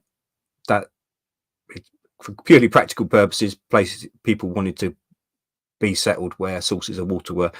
But these sort of springs, they, sulfur springs, sort of volcanic type springs, like we've got here in Bath, are often seen as having, like they did at Helwan, having therapeutic effects. And again, Andrew says, it may well have seemed because it was bubbling up from the earth. So again, this idea of the water of life coming from an underworld. So that might be where this place got significance. But for a long time, it wasn't a major site. It wasn't majorly thought of. At certain times, it became fashionable. It was royal residence, 690 CE, and a monastery. Fell into disuse. In the mid-19th century, soldiers sent there for recuperation. They reported that it cured some skin diseases, some rheumatism. Then it became a spa resort, which Europeans came there. By 1871, a German, Wilhelm Ryle, noticed some stone tools there. Flint, jasper, collected them. Number of locations around springs. Another collector, Fernando de Bono, 1936-41, again found tools, beautifully crafted projectile points, some from exotic materials like rock crystal. And the speculation is that there were just some of these, a small number at certain sites. So it wasn't like that they were prevalent in these places. So maybe it was just that they were from a nomadic elite who visited infrequently, and they bought these high quality, highly crafted objects. And then a British geologist, Jukes, in 1878, various types of stone tools, thermal springs in the area, a sickle blade which showed signs of usage cutting wild grasses, even could be dated before the last ice age. So that would make Helwan one of the oldest sites of proto-agriculture in the world. So forms of proto-agriculture in advanced communities were there in cultures that thrived in the Upper Nile between 13,000 10,500 BC. Now they found, so that was, I'm not going to get it in the right place, but Helwan, around not far from Giza in Egypt. But they found similar of these highly crafted tools in this, what's known as the Levant region. So it's this region in red. So it's what's now Israel, Palestine, if there's anything of it left, Lebanon, I think into Syria. So that was the area which is known as the Levant. So that these certain techniques which they can tell used on these tools, Helwan retouch is this double-sided retouching technique. So they find it as well in sites around this Levant period. So there was also radiocarbon testing of ostrich eggshells found in Helwan, and this even goes back to the last glacial maximum. So when it was coldest ice age, circa 20,000 to 18,000 BCE, ostrich eggshell containers like at Helwan were found also in areas of what's now Israel, so in this Levant region. So what Andrew Collins, and some others have surmised is that you got basically, so there's Anatolia. So that's in the south. There is where I was visiting, around where Gobekli Tepe is. So, and now they found evidence of these same tools with these same specific techniques, highly crafted, but certain, distinctive methods that they can see were, of a particular type, and that suggests, or is being suggested that it was like a lineage that came down from the area around Gobekli Tepe, and that certain people brought these types of tools, and they would travel down through this Levant area, and they would come into Egypt. So again, this was thousands of years ago, and there's some of these. So this is, I think, what a particular type of projectile that can be used on like arrowheads, known as the Helwan point. So obsidian rock, crystal, etc. And it's this distinctive shape makes it easier to tie onto arrows. So these were found as well in the Navali Kori, the first Tastepla site that was discovered. And this pressure flaking technique, which was again used in highly skilled, and they could see it was present in sites in Anatolia around 8,800 BC or even earlier than that. But these same type of tools can also be found as Swiderian reindeer hunters that were in the north of what's now Europe, that came through much of Central and Eastern Europe just during or just after the Younger Dryas period, when there was this cataclysm. So again, this idea of these cultures, so different groupings that have maybe come from one central source and have come in different directions, but also Collins is saying that the earliest installations at Göbekli were maybe built under the influence of these Swiderian groups, which crossed the Caucasus Mountains and entered East Anatolia around 10,800 BC to 9,600 BC. And Klaus Schmidt, the groundbreaking, sadly departed German archaeologist who was the first one to uncover Göbekli Tepe, he also compared the hunting techniques, tools that were found, these Swiderian groups that were in what's now Europe, that came down through there, and what was found at Göbekli Tepe. So these people would have come from the north of Anatolia, north of the Black Sea, most likely Russia and Ukraine, funnily enough. But yeah, so again, you've got this idea of people's bringing a highly crafted tools and what they could then bring to making these incredible designs and carving these incredible megaliths. Some of these people for these pre-pottery Neolithic people at Helwan may have that have come from elsewhere may have then introduced masonry, monumental architecture, which was seen at Jericho, which is in that Levant region, which was possibly the oldest city. There's a site we visited in Turkey, Çatalhöyük, which is making a similar claim, oldest city in the world, but then sort of passed on to what became the dynastic Egypt that built the pyramids. Now, it's just a little of a side, really, but it's another example of Andrew's amazing Indiana Jones style, but in Egypt, in the Giza Plateau. He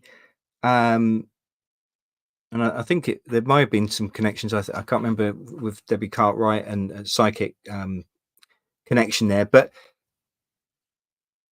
he thought that there was going to be, I think, researching as well some sort of ancient texts, but that there was going to be an underground system under the Giza Plateau where the pyramids are, near where the Sphinx is.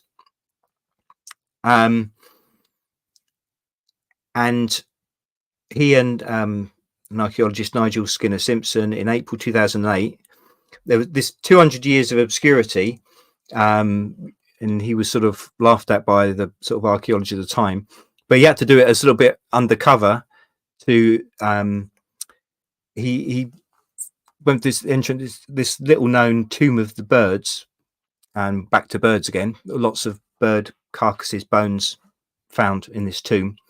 But him and this Nigel Skinner Simpson, they uncovered this natural cave system, tens of thousands of years old. They explored as much as they could, really, although they were doing it, knowing that if people found out what they were doing, they would be told off, sort of thing. But they uncovered this amazing complex that no one knew was there, or certainly it had been lost to time for 200 years or something, or no one knew, but it was obscurity. And when he tried first, revealed, to this head archaeologist guy, he was like raving at him, you're talking rubbish, sort of thing. But apparently this archaeologist a bit later on was taken to this cave complex by some, I don't know if it was History Channel or one of those, some TV channel, and was saying it was like the most amazing experience he'd had in Egypt. So that was just a little aside about Andrew, but also Tomb of the Birds. This is by the Sphinx. That's the entrance to this cave complex. Now this is, I think, Andrew's own picture from his website.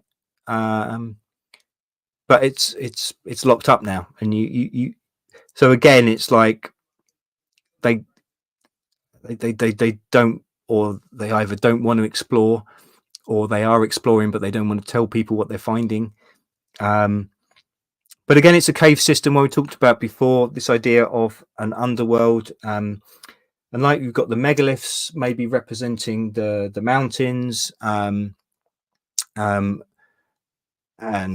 also a lot of tree symbolism, a tree of life, but you've also got you've also got underground complexes, and obviously these apparently natural caves, but then I'm sure they were utilized by the people and maybe expanded upon. And obviously I've looked at the underground cities that are in Turkey. So yeah, just again that there's so much literally under the surface of all these places, but it's conventional. If you go by conventional beliefs, conventional methods, and the establishment, then things don't get found. So it's sort of following the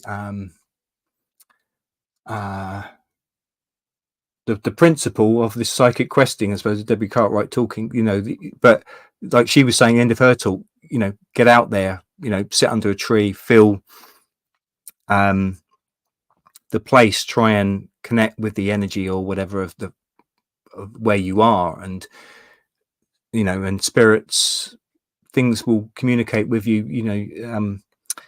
So I think that's just a really important message really from all this. So there is the Sphinx, lots of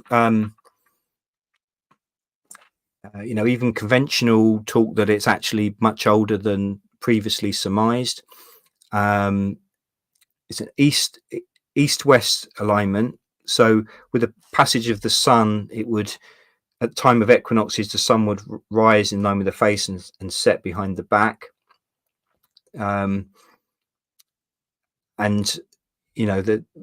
this, I think that the entrance to this tunnel complex is around there. So that's what's part of what sort of led them to look in that area.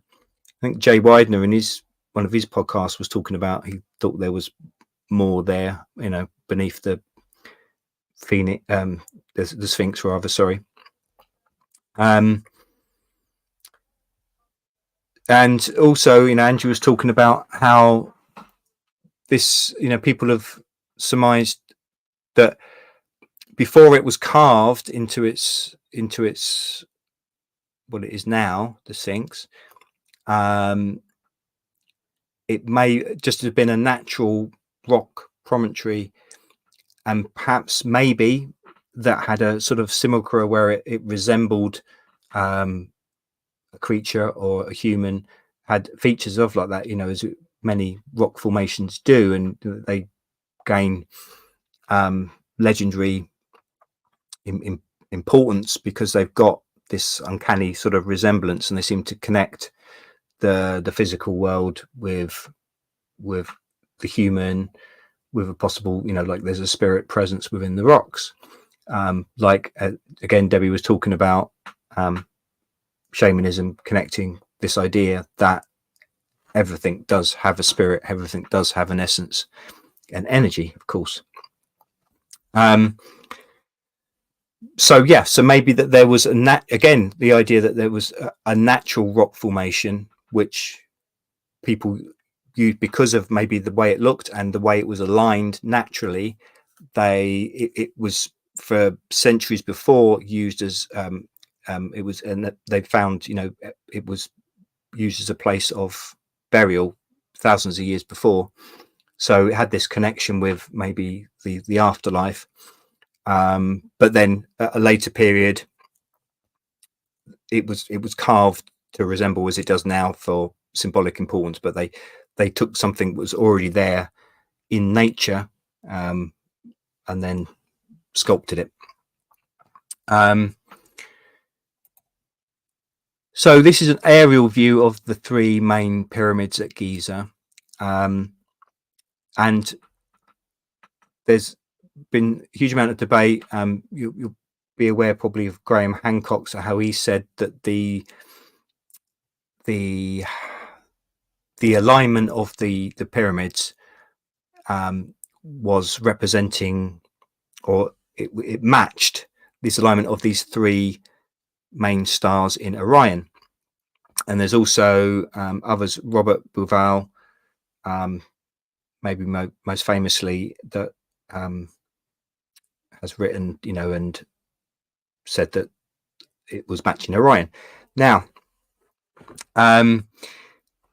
so Andrew Collins and his colleague Rodney Hale, as I say, the astroarchaeologist, Rodney Hale found that this third star in Orion didn't align, he said, with one of the pyramids. So he tried these Cygnus wing stars, as I say, that when you got the sort of the wing image with the birds and the stars there, and he found that they were a good match. I'm just going to put onto this image here. I'm not quite sure what this is taken from, so I'm not saying this is. So I mean, the alignments anyway would have been, again, at the time, thousands of years ago. So this is probably just a maybe a made up picture. But this idea that these three main stars of Cygnus rather than Orion, according to Andrew and Rodney Hale, he'd done these alignments of the Cygnus stars, and he said that they were actually a good match to the alignment of the three pyramids. And Andrew was, again, going into great detail, so I do recommend you read the book. But him and Rodney Hale actually done the calculations, and actually that, in this era, like 2500 BC, that this at a point to 2,940 meters from the second pyramid, the Egyptians could actually watch these three stars, and it would actually appear that they were dropping beneath the three pyramids, which would have been like an incredible sight. So again, well, to say, it's up to debate, and they're the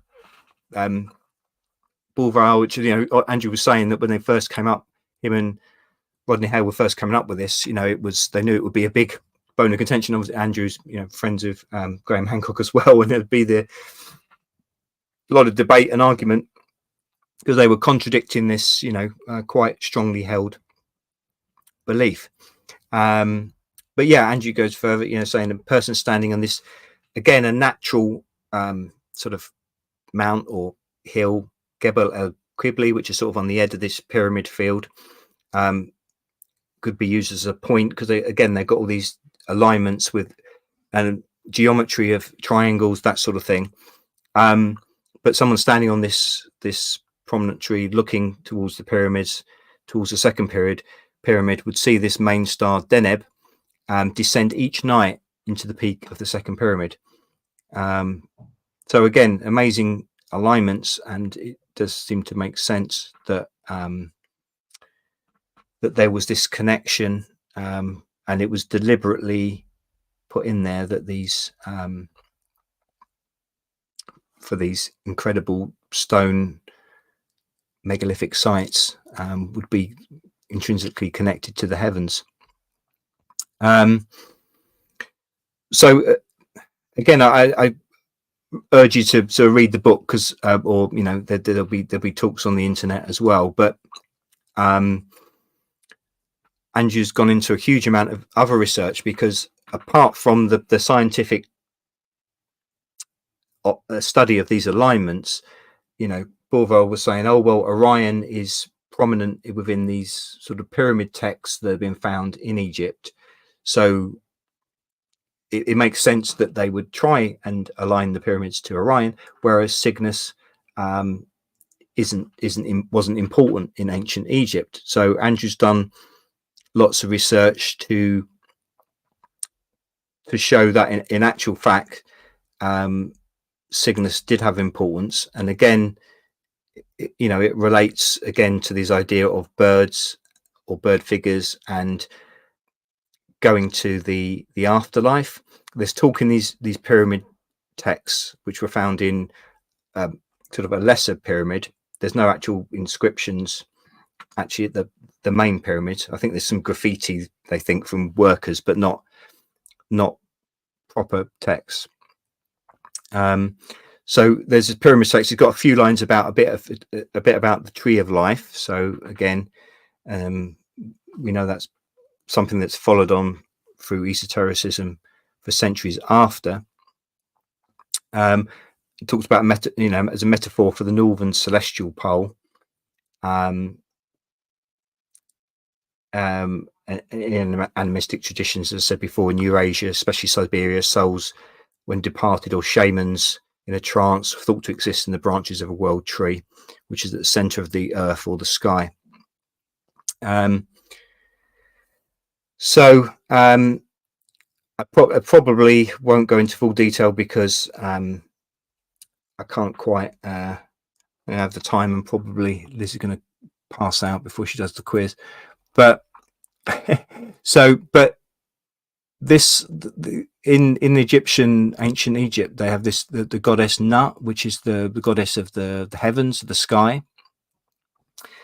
So Andrew talked about how other people have talked about as well that this is actually representing the Milky Way. And if you can see like this above here, the photograph of the Milky Way, and unfortunately us here with all the light pollution, I mean, I'm lucky where I am, at least I can see the stars quite often if it's a clear, when we get the odd clear night where I live here. But in general, so many places in our world today, you just can't see the sky. But for places, certainly in the ancient world, they would have had clear view of the Milky Way, sort of every night almost.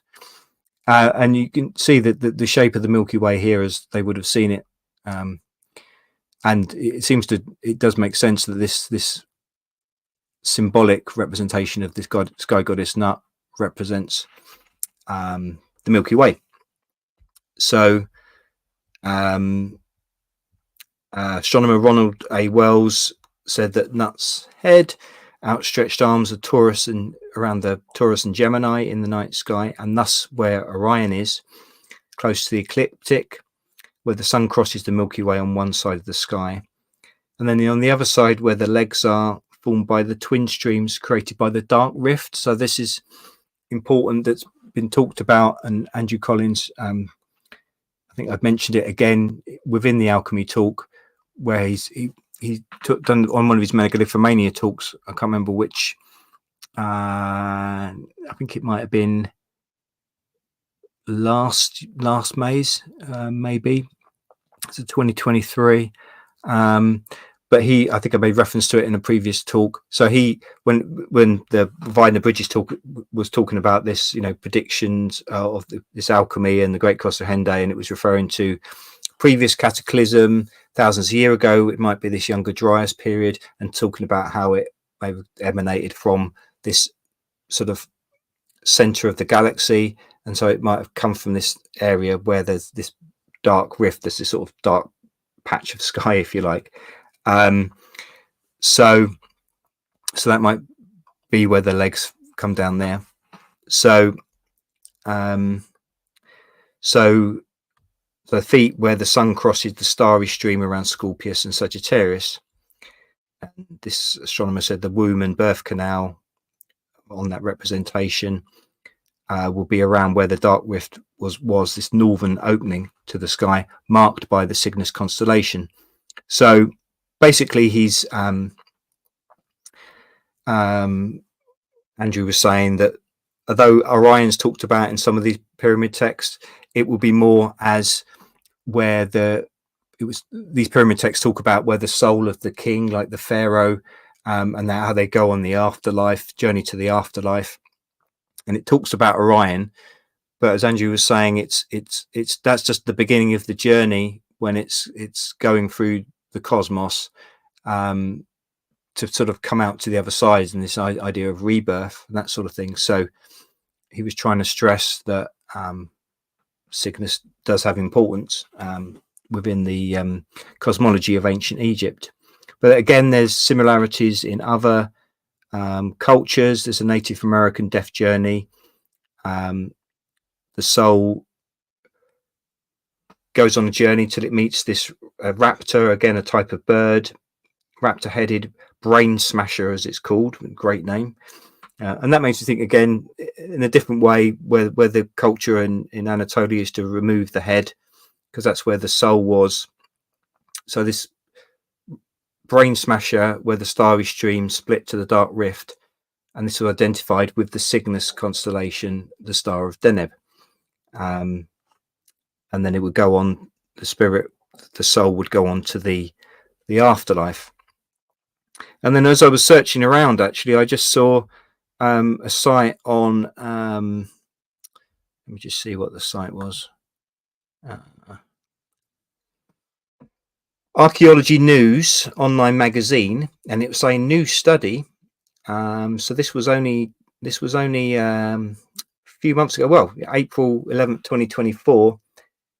New study reveals the hidden role of the Milky Way in Egyptian mythology.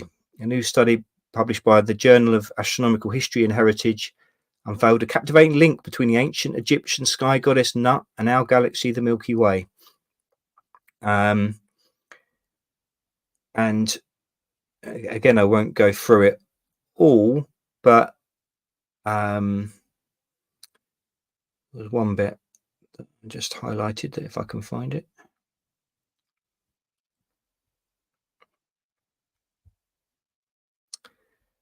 So Dr. Graw, who did this study,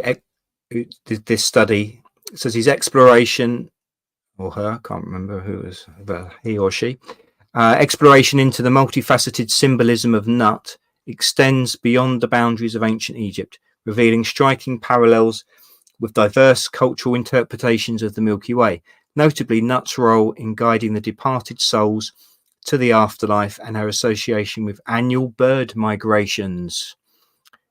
Resonate with analogous motifs found in North and Central American indigenous beliefs, as well as in Finnish and Baltic folklore. So, as I said, it was the Swiderian people in the North and Central, what's now Europe. So, by bridging the realms of astrophysics and Egyptology, this research marks a crucial step towards cataloguing and studying the multicultural mythology of the Milky Way. Well, they're sort of saying as if they just discovered it a couple of months ago, but it seems quite similar to a lot of stuff that Andrew Collins has been going in. Was talking about his book in 2018, which was also referring to other people's research further back than that. But anyway, it's just another piece of research, someone else independently coming up with similar ideas. And just to mention again, another connection with bird imagery in Egypt, the Bennu bird. Again, it was linked with the legend of Osiris back in ancient Egypt. And this Bennu bird has also been linked with the phoenix. And again, it's all connected around Cygnus. Gerald Massey back in 1828. Well, sorry, he was born in 1828 to 1907. So he obviously come out with this late 19th century, early 20th century. Bennu corresponds to Cygnus as a bird, the swan of the Greeks, the eagle of the Romans, the peacock of the Hindus. So the Bennu bird, Osiris, the god, eldest son of Kronos, which was the earth god Geb in Egypt, born of an egg of Gengenwer, the great cackler. Earth god Geb was a goose, or as a goose, laid a primeval egg from which emerged the soul of Re, this sun god, as the Bennu bird. And Bennu also signified the soul of Osiris. So, yeah, there was also imagery around a vulture symbol, again, mother goddess, seen as a protector. So, and again, I haven't got time to go into detail, and also I haven't got the brain power to go into detail. But again, along with the construction of the pyramids, which Andrew goes into, there's so much in the numerology, if you like, the the numbers involved in the construction, like the length of each side of the Great Pyramid was 432 long cubits. All the exterior dimensions were proportional representation of the northern hemisphere on a scale of 1 to 43,200. The Babylonian Great Year is 432,000 terrestrial years. These numbers all blow my mind, but it's just people more intelligent than me set them out better. But again, it seems that these numbers were intrinsic to the building of the pyramids. And again, there's these notions of these perfect fourth, fifth, octave, these musical tones, frequencies, which are talked about back to the Siberians.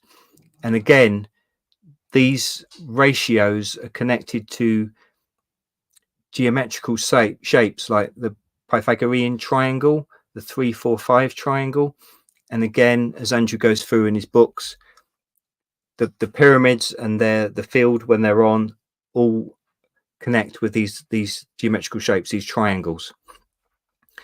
So this picture up here I've got, I think is something around, I think from Andrew's book, around the idea of the muses and Orpheus. And again, it's connected to the swans. The swans were the bird of the muses in Greek legend, philosophy, theology. And Orpheus was seen playing the lyre, and in the constellation, Orpheus is by the lyre constellation. Again, you've got these connections with swans, birds in general, music, the resonance with the spiritual, and the connection with birds and transmitting souls to the afterlife. And this is all intrinsically connected, built in to these megalithic structures. And just to end there, again, that's another enclosure, the Lion Pillars building within Gobekli Tepe. And as Andrew says in his book with Rodney Hale, it has this 3-4-5 triangle within it. Again, the dimensions, these 4-3 ellipses, different heightened acoustic resonances within the chambers, connections that have passed all the way. I think Andrew makes sense. I would say he's right. Comes from these Siberian area, probably with connection of these Denisovans, and has passed over the centuries through down Anatolia, Gobekli Tepe, and on into what became ancient Egypt, and then all beyond there. So I finished, Liz. She's got to do her bit now.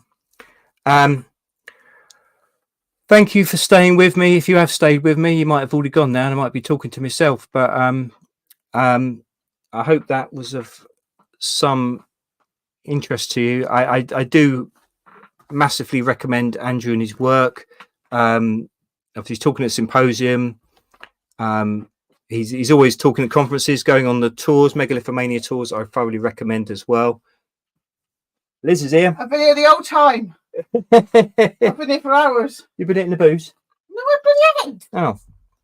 Oh, one thing I'm just going to quickly add, because I just thought it was brilliant, and it's slightly, it's to a tangent, but before we got to Gobekli Tepe, another ancient site, Eshikli Hoyak in Turkey. Again, it's got me in here under false pretenses. Yeah, but again, it's in that vicinity, those sites.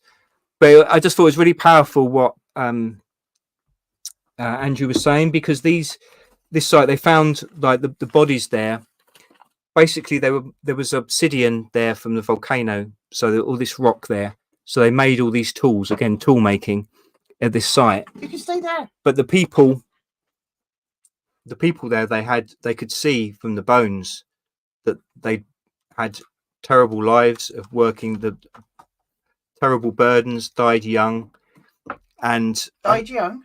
Yeah, and I thought it was really moving how Andrew said it was like this again, thousands of years ago, around the time of Gobekli Tepe, but this is just after hunter-gatherer people who just used to work for a few hours a day, you know, to capture the animals, to hunt, to make the food that sustained them. And now they were in these like the earliest factory sweatshop, basically. And he was saying it was like, no, please. It was like they come out of Garden of Eden. They'd come out of paradise, and it was they'd been it was a loss of innocence. And I just thought that was, I just wanted to share that, because to me that was like a powerful point, and I think sums up where Andrew's coming from. Right, I shall relinquish the chair.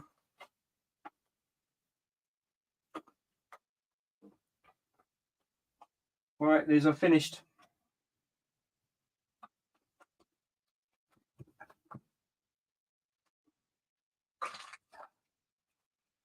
All right, I think I've caused some consternation.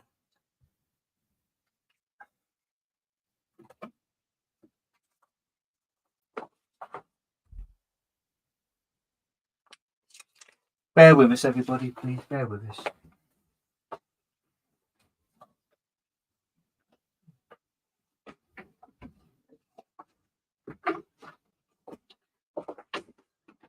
Right, if you stay there. Right, okay. Get my governors out of the way. I'll move this over here. Right.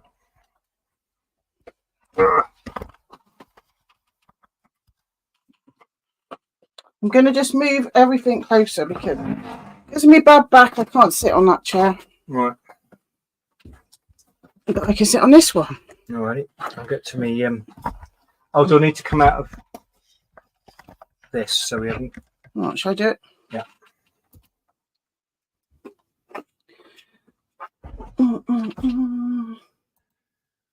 There you go. Right. Okay. Right. Can everybody hear me? Or not? I'm hoping so. So, should we get on with the quiz then, Mark? Yeah. Yeah? Yeah. Right. I don't have a dancey singy thing today. We'll do our own dancing thing. No. They gave me a copyright for the pig thing, but then it said, but the person who owns the pig thing, monkey pig thing, says it's okay, so we won't give you a copyright. So it says copyright, but they allow use. So why put why write copyright on it? They're mental. Right, you are going to have to keep an eye on that because I can't see it from here. Okay. Oh, my back's sore, mind. Right, I'm going to move in so I can see. My back's sore. Right, I can get it up on it. I think I can get it up. I'd just have a look up there if I was you. Right, fingers on buzzers, please. Let's get on with the quiz. We might bombshell. We might do quizzes on different nights, actually, because... Oh, this is a bombshell. It's bombshell, because for me personally, until I'm getting better, it's a bit late. So maybe we could split it up. On the 24th, we've got Ben coming to do a presentation. So come and see that on the 24th. That's a Monday, mind. Yeah, we're going to change. Is it Monday or Tuesday? Monday. It's Monday. And thanks, Nick, for being our very first guest. Yeah, thank you, Nick. So if anybody else wants to give a presentation, just let us know. Yep. And hold on, it's not working. Right. Because we're going to start doing presentations with people, aren't we? Yes, it's going to be an exciting new feature of the channel. Right. Question number 1. Can everybody hear me? Can we hear? In Atlanta, Georgia, it is illegal to do this to a lamppost or street light. Hold on. I'm actually going to need my mobile for this because this is being rubbish. Where is it? In the front room. All right. Hold on. Talk amongst yourselves, everybody. Sometimes it moves and sometimes it doesn't. This is what happens when you try and do your try and do it in a different way. Your phone? Yeah. Right. So yeah, thanks Nick for being our very first guest, and we have got Ben. He's not in tonight because he's at Miles's thing, the Bases project, which we've never been to, and it's only up the road. It's not something I'm really interested in, to be honest. Oh, it's all right. I've got this one working. Right. In Atlanta, Georgia, it is illegal to do this to a lamppost or streetlight. Dance with it, take a picture of it, stand under it at night, tie a giraffe to it. So we do need the music thing, actually, babe, I think. Otherwise, I'm just going to sit here like an absolute lunatic. You want the testicle protector, even though No, you've got testicles? no, it's not. No. There we go. Oh, Christ.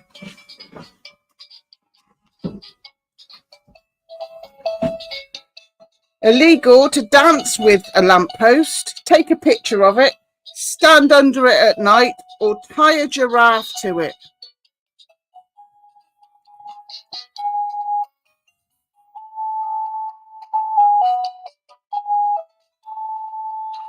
Anybody, Mark? The answer is tie a giraffe to it. So yeah, few, but DJ, even though you typed a lot of words, got the fun the first. Well done, DJ, because I was Well done, rabbiting on. It is also illegal to keep a donkey in your bathtub. I wouldn't never do it. And in Quitman, Georgia, it is illegal for a chicken to cross a road. Poor fool never gets to be the butt of his own joke. Number 2. The Los Angeles Pet Cemetery in California is where a lot of celebrity pets are buried. There have been many sightings here, but most notably of K-Bar.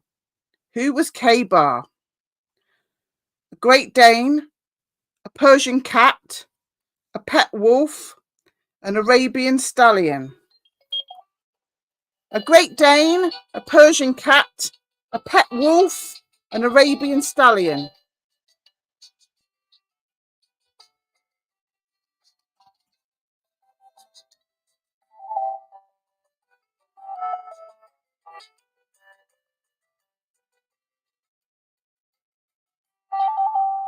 Okay, did anybody put a Great Dane, Mark? Yes, and the first one was Mari. Mari, well done, Mari. Just beat Margaret. Just beat Mark. Hi, Margaret. Hi, Margaret. K-Bar died. I did say hello to everybody, but it was a long time ago, and you were all caught up in yourselves. I was passed out by then. Yeah. Yeah. K-Bar died in 1929. He was the dog of Rudolph Valentino. Apparently, he makes frequent appearances by his grave to lick all passers-by. Aww. Number 3. Canada has its own version of the Loch Ness Monster. This cryptid apparently lives in Okanagan Lake, British Columbia. One sighting in 1926 was witnessed by the occupants of 30 vehicles. But what's its name? Megalodon, Manipogo, Opopogo, or Orangbati? Megalodon, Manipogo, Opopogo, or Orangbati?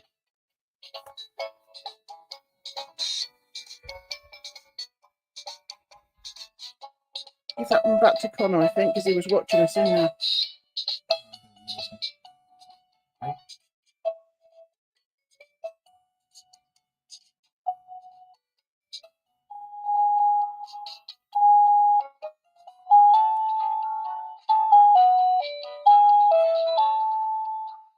Okay, who was first one with Opopogo, Mark?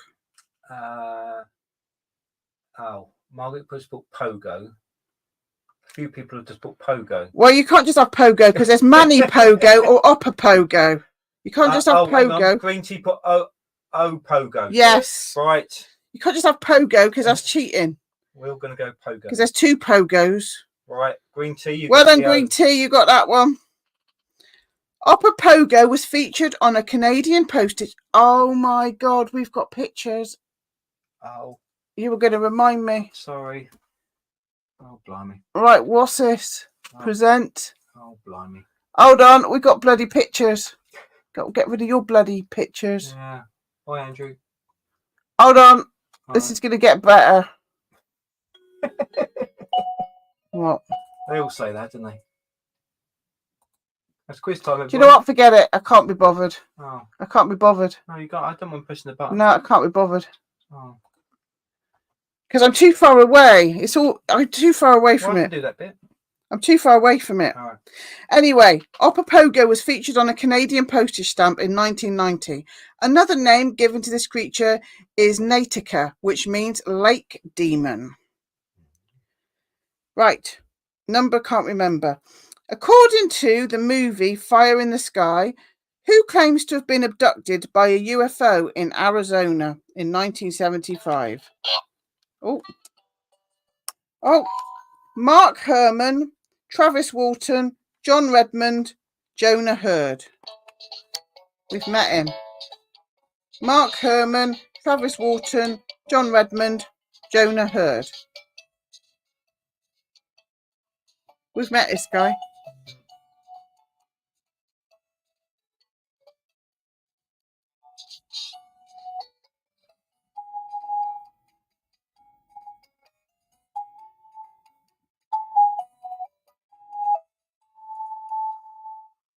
Okay, who was the first one with Travis Walton? Cosmic. Oh, Just speak green tea. well done, well done. Well done, Cosmic. We met him in the Manchester UFO thing, didn't we? Yeah. Is it Encounters? Pardon? Was it called Encounters? I have no idea. Yeah, yeah. Right. What was the job of the Egyptian deity Amut, the Devourer? Ooh. To devour gods, to devour humans, to eat the hearts of the bad souls, to watch over the fields of punishment.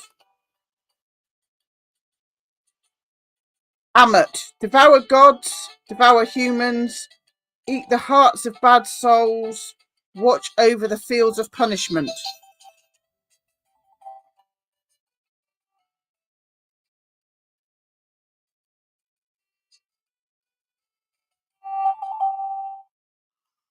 Okay, so who put to eat the hearts of bad souls?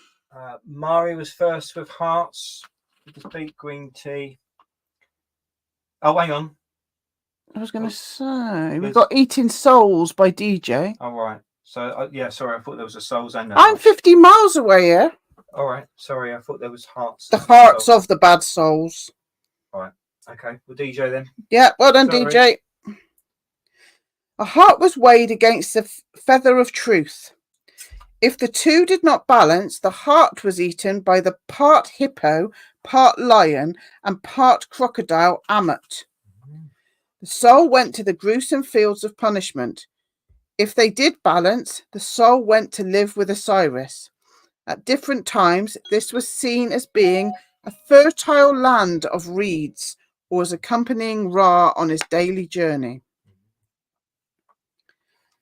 How many pagan holidays are there altogether? 6, 12, 4, 8. 6, 12, 4, 8.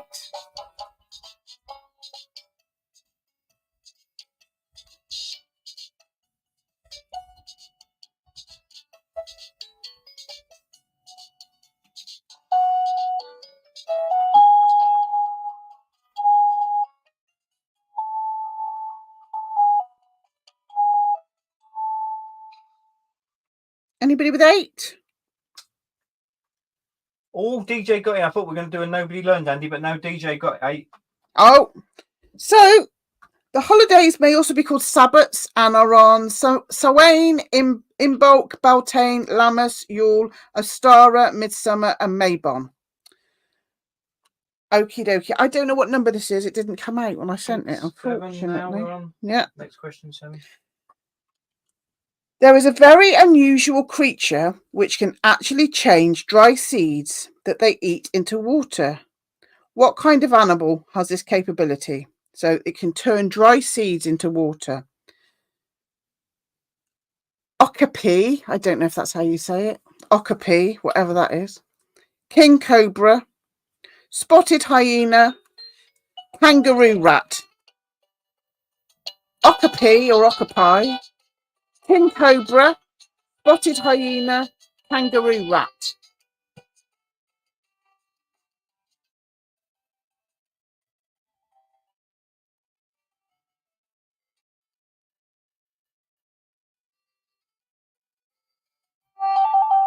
Okay, anybody put kangaroo rat? Mab put rat just before Margaret put kangaroo. So Mab, well done. Mab, well done, Mab. Well done, everybody. Well done, Mab. So the kangaroo rat, or the desert kangaroo rat, is a really unique creature.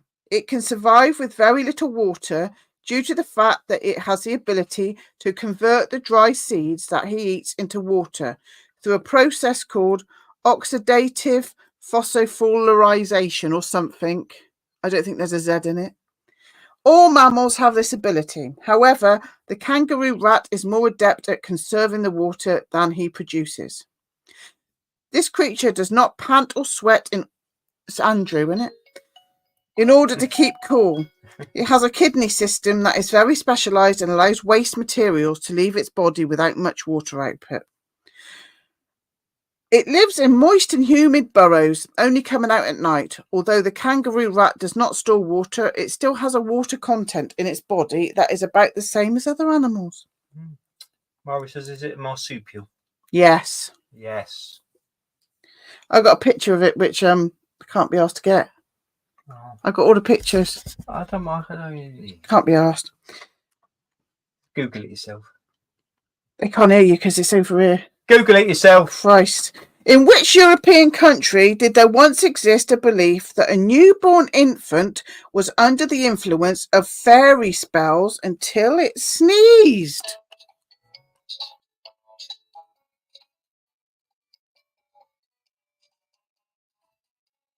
Oh, Scotland, Italy, Germany, Belgium. Oh. Scotland, Italy, Germany, Belgium. Sorry about that. Pardon everybody. Sorry about that. Scotland, Italy, Germany, Belgium. Sorry. Margaret says she's got fluid retention, if that works. That does work. I'll give you a little bit longer because I didn't tell you. People are starting to put scores in. Bit longer. Scotland, Italy, Germany, Belgium. That'll do. Anybody? Well, we've had lots of answers. Anybody say Scotland? Yeah, Margaret just beat green tea. Oh, well done, Margaret. Well done, Margaret. A similar belief existed in Ireland. Oh, well, there you go then. That'll explain it all, won't it? Where there was a magical cure for a fairy-struck child. This involved lighting a fire in a closed room. Wouldn't want any fairies peeking. Sprinkling the fire with herbs until it smoked, and then carrying the child around the fire 3 times while saying an incantation and sprinkling holy water. This was continued until the child sneezed 3 times, which was a sign the fairy spell was broken. Blimey. Okay. What in our solar system is the Cassini division? A gap in Saturn's rings, space between the asteroids and Mars, white layers of clouds on Jupiter, the division of the large and small planets. Cassini division, a gap in Saturn's rings, space between asteroids and Mars, white layers of clouds on Jupiter, the division of the large and small planets. Saturn's rings, asteroids, clouds, small planets. Oh.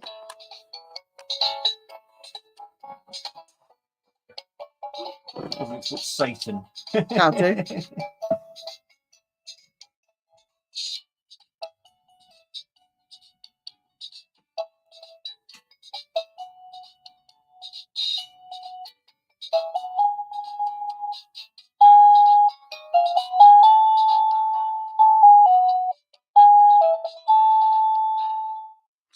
Who put Saturn first? Or Satan? well, you said something about the gap in, say, Saturn's, a gap in Saturn's rings. Mab put gap, so I think that was the only one with gap in Okay. the answer. So I think Mab has just nipped it. Okay, well done, Mab. A few people got Saturn, but yeah. Philip K. Dick was born a twin. His twin sister Jane died a few weeks after his birth. This fact and the suggestion of neglect on the part of his mother haunted him for the rest of his life. Which post-apocalyptic novel features a character, Eddie Keller, who has a conjoined twin alive inside her body?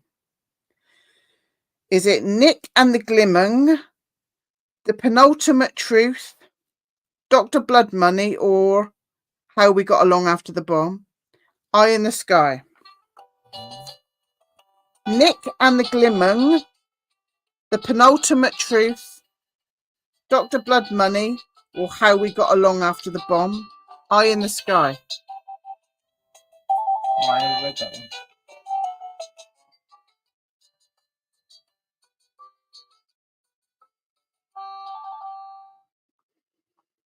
Okay, did anybody put Dr. Blood Money or How We Got Along After the Bomb?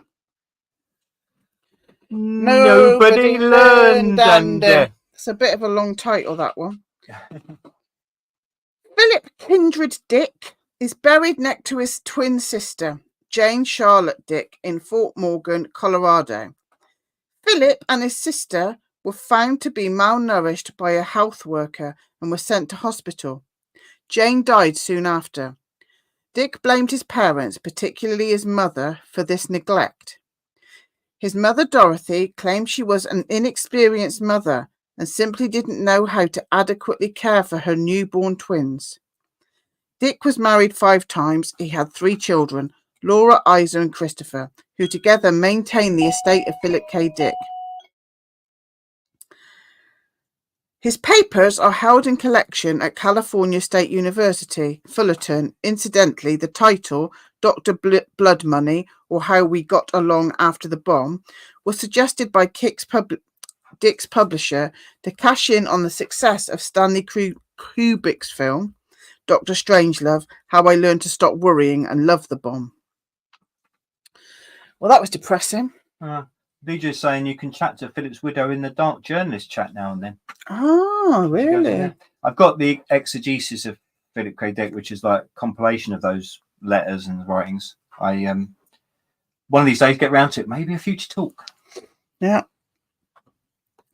H.G. Wells wrote his books using just his initials. What names did they stand for? Henry Gabriel, Harold Grenville, Herbert George, Horace Gilbert. Henry Gabriel, Harold Grenville, Herbert George, Horace Gilbert.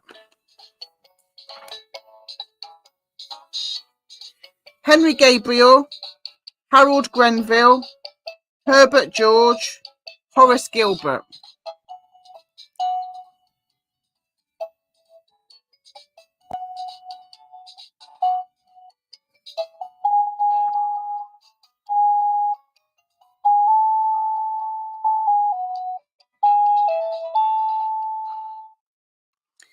Anybody put Herbert George, Mark?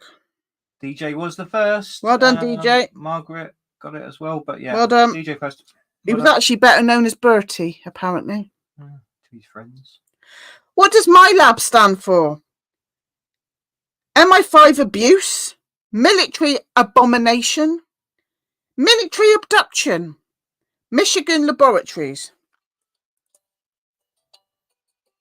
MyLab, MI5 abuse, military abomination, military abduction, Michigan laboratories.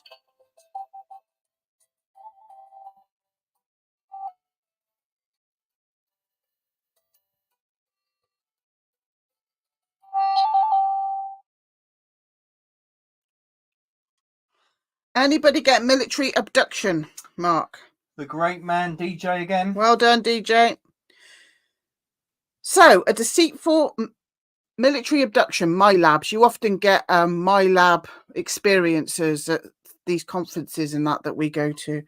So it's a deceitful military operation performed to convince the targets of the operation that they have had an encounter with extraterrestrial beings, though it's actually a staged ploy. So yeah, a lot of these abductions are actually military interventions. Arseholes. Right. In Gnosticism, who are the builders of the physical universe? Demons, archons, Nephilim. Builders of the physical universe. Demons, archons, Nephilim.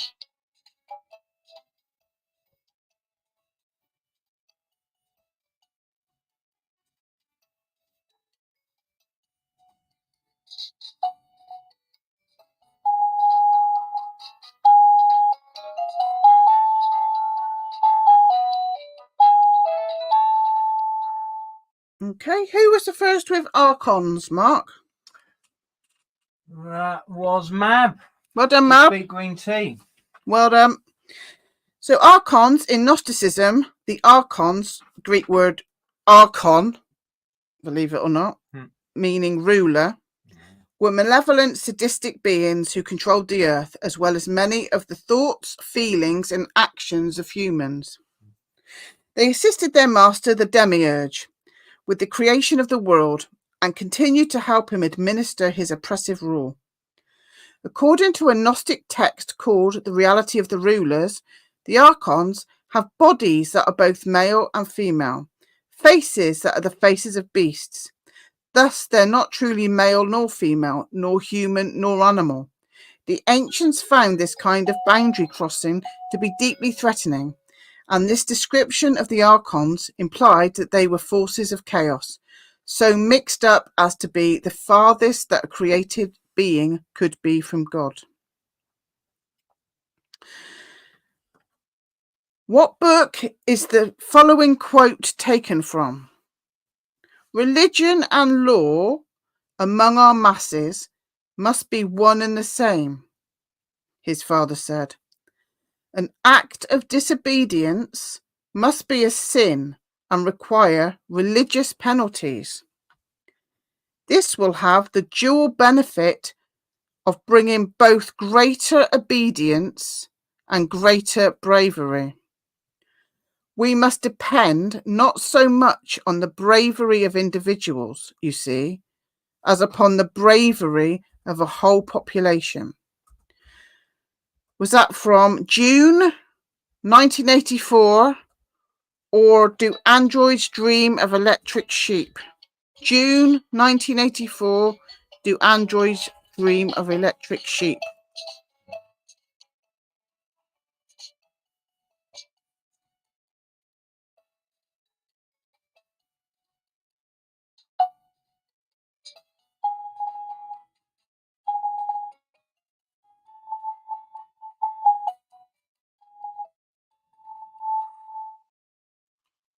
Okay, did anybody put June, Mark? Yes, Murray. Well done, Murray. So it's from book 2, apparently. I've never read it and I've never seen the films. I didn't read it that long ago, but I didn't get it right. Well, apparently, June 2, the one that's just been out in the cinema, is absolutely amazing, apparently.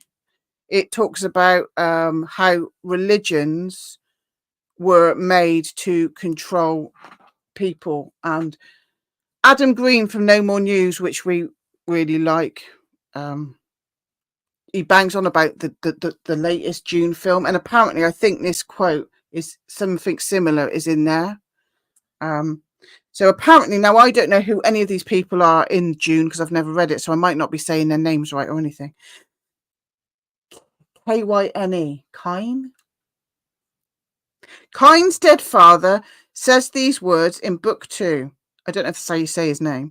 When Kynes is on the verge of death and hallucinating in Keynes in the desert of Arrakis. Keen's father state that religion's purpose is to steer a relatively ignorant, impressionable population toward a particular goal. Keen's father used religion to help steer the Freeman? Yeah. Well, Looks like Freeman to me. Yeah, Freeman, yeah. To help steer the freemen, the indignant populations of Arrakis, a people yearning for a leader. Kings and his father used religion to earn the loyalty of the fierce freemen with the purpose of transforming Arrakis from a desert world into a green paradise. In addition, they seek to use religion to end the crime that accompanies the illicit trade of melange. Yeah. Is that spice? That's dusty stuff, yeah. Right. Yeah. I only know a little bit of what I've banged on about them. Yeah. Could you pass me a drink, babe? DJ said, yeah, the second book, it's actually June Messiah is the second one, Children of June is the third. I've been rereading them sporadically, but I read you. But yeah, as you say, DJ, the film is the second part of the first book, not the second one. Oh, but okay. Yeah, but yeah, there's all that stuff in there. Certainly, I heard Frank Herbert talking years ago on the radio about, yeah, it's all around the dangers of falling in like a messiah or a leader and just following them blindly. And well, Adam Green for No More News basically thinks Christianity was the invention of the other people in order for, like what you see now in America, it's all the evangelical Bible Belt that want those that shall not be named to continue bombing Palestine. And they're the ones that are going to be getting Trump in. And Trump is, according to Adam Green, what those that shall not be named think is Moshiach, aka Antichrist. I think it's Jared Kushner.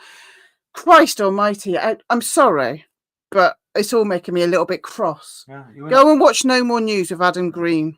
You went off a bit of a tangent there. Well, I've got a tangent in my head. It's an important tangent. It's a very important tangent. It's the most important tangent. Yes. We were going to hospital today because I got to go every bloody day, and we had an awake taxi driver, and I was trying to be all politically correct and say those who shall not be named, and he just came out and named them, and he was brilliant, wasn't he? Yeah. So it just shows. Oh, and he was a taxi driver, and we were talking about that old, and he says just in his job alone, he knows 6 people that have had the old that are now injured, just in his job alone. Yeah, in the little area. Anyway, yeah, I've got it about me, but people aren't aware of what's going on with that and America. And I really, on Rumble we watch him, but he's on BitChute and all of that. Adam Green from No More News. It's KNOW. Highly recommend him. Just blows it all open. But the reason I went onto that tangent is because that's what he said the religions are doing.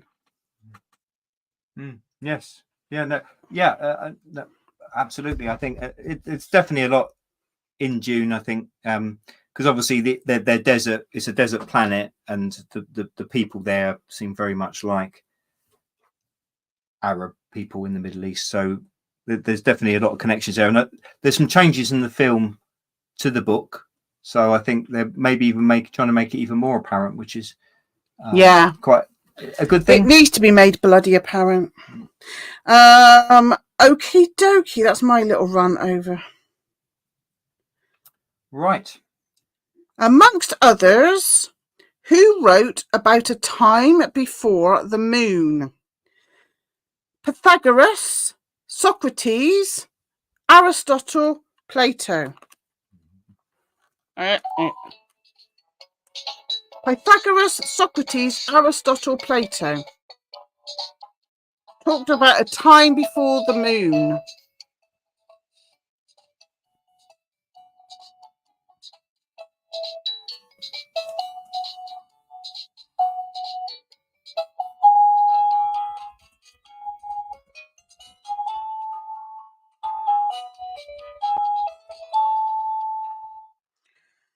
Okie dokie.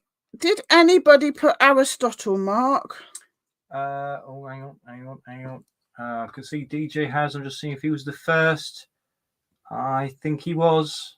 I think it was DJ again. It was the first with Aristotle. No more news, Green. It's no, as in KNOW. Yeah. No more news. I watch him on Rumble, but he's on BitChute and all that. Yeah, Odyssey, I suppose. Odyssey, I don't know. I get him on Rumble. Was it DJ? Yeah. Well done, DJ. Now, there's words here that I'm not going to be able to say, but never mind. Aristotle, a Greek philosopher, is believed to have written about the existence of a time before the moon.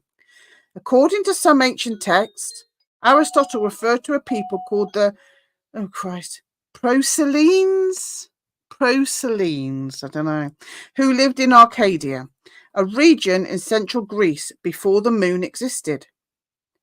The Proselines, I don't know how you say it, were said to have lived in Arcadia, a mountainous region in central Greece, at a time when the moon did not exist. Aristotle wrote about the Proselines in his works, describing them as a people who lived in the area since very old times, before the moon existed. That kind of said it 3 times, but yeah. So Aristotle talked about it, but lots of other people did as well, to be fair. Where were cats first domesticated? Mesopotamia, Egypt, Assyria, Carthage. Cats, where were they first domesticated? Mesopotamia, Egypt, Assyria, Carthage.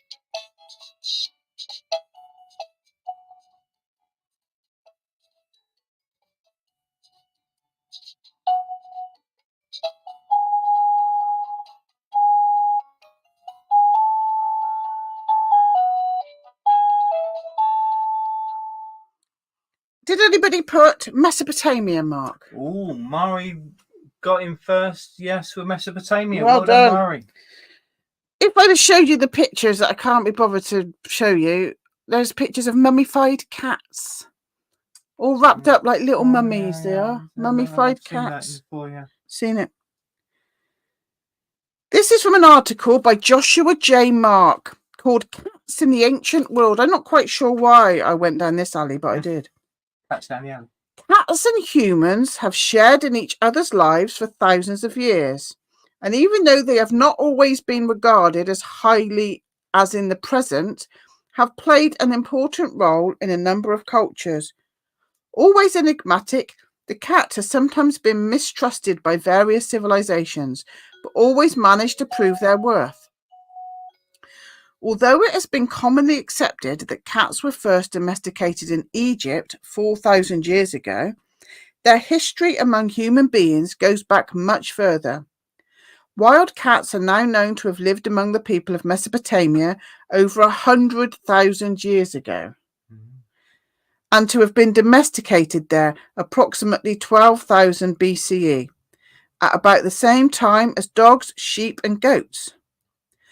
Archaeological excavations in the past 10 years have provided evidence that the Near Eastern wildcat is the closest relative of the modern-day domestic cat and was bred by Mesopotamian farmers, most probably as a means of controlling pests such as mice, which were attracted by grain supplies. Now, I could go on for another 3 paragraphs, but I can't be bothered. So anyway, it was Mesopotamia. Yeah, I would have gone for Egypt without, because of the old mummy cat things. Mummy cat. Mummified cat. Right. What is the most abundant mineral crystal on Earth? The most abundant mineral / crystal on Earth. Quartz, bridgmanite, zircon, titanium. Most abundant. Quartz, bridgmanite, zircon, titanium.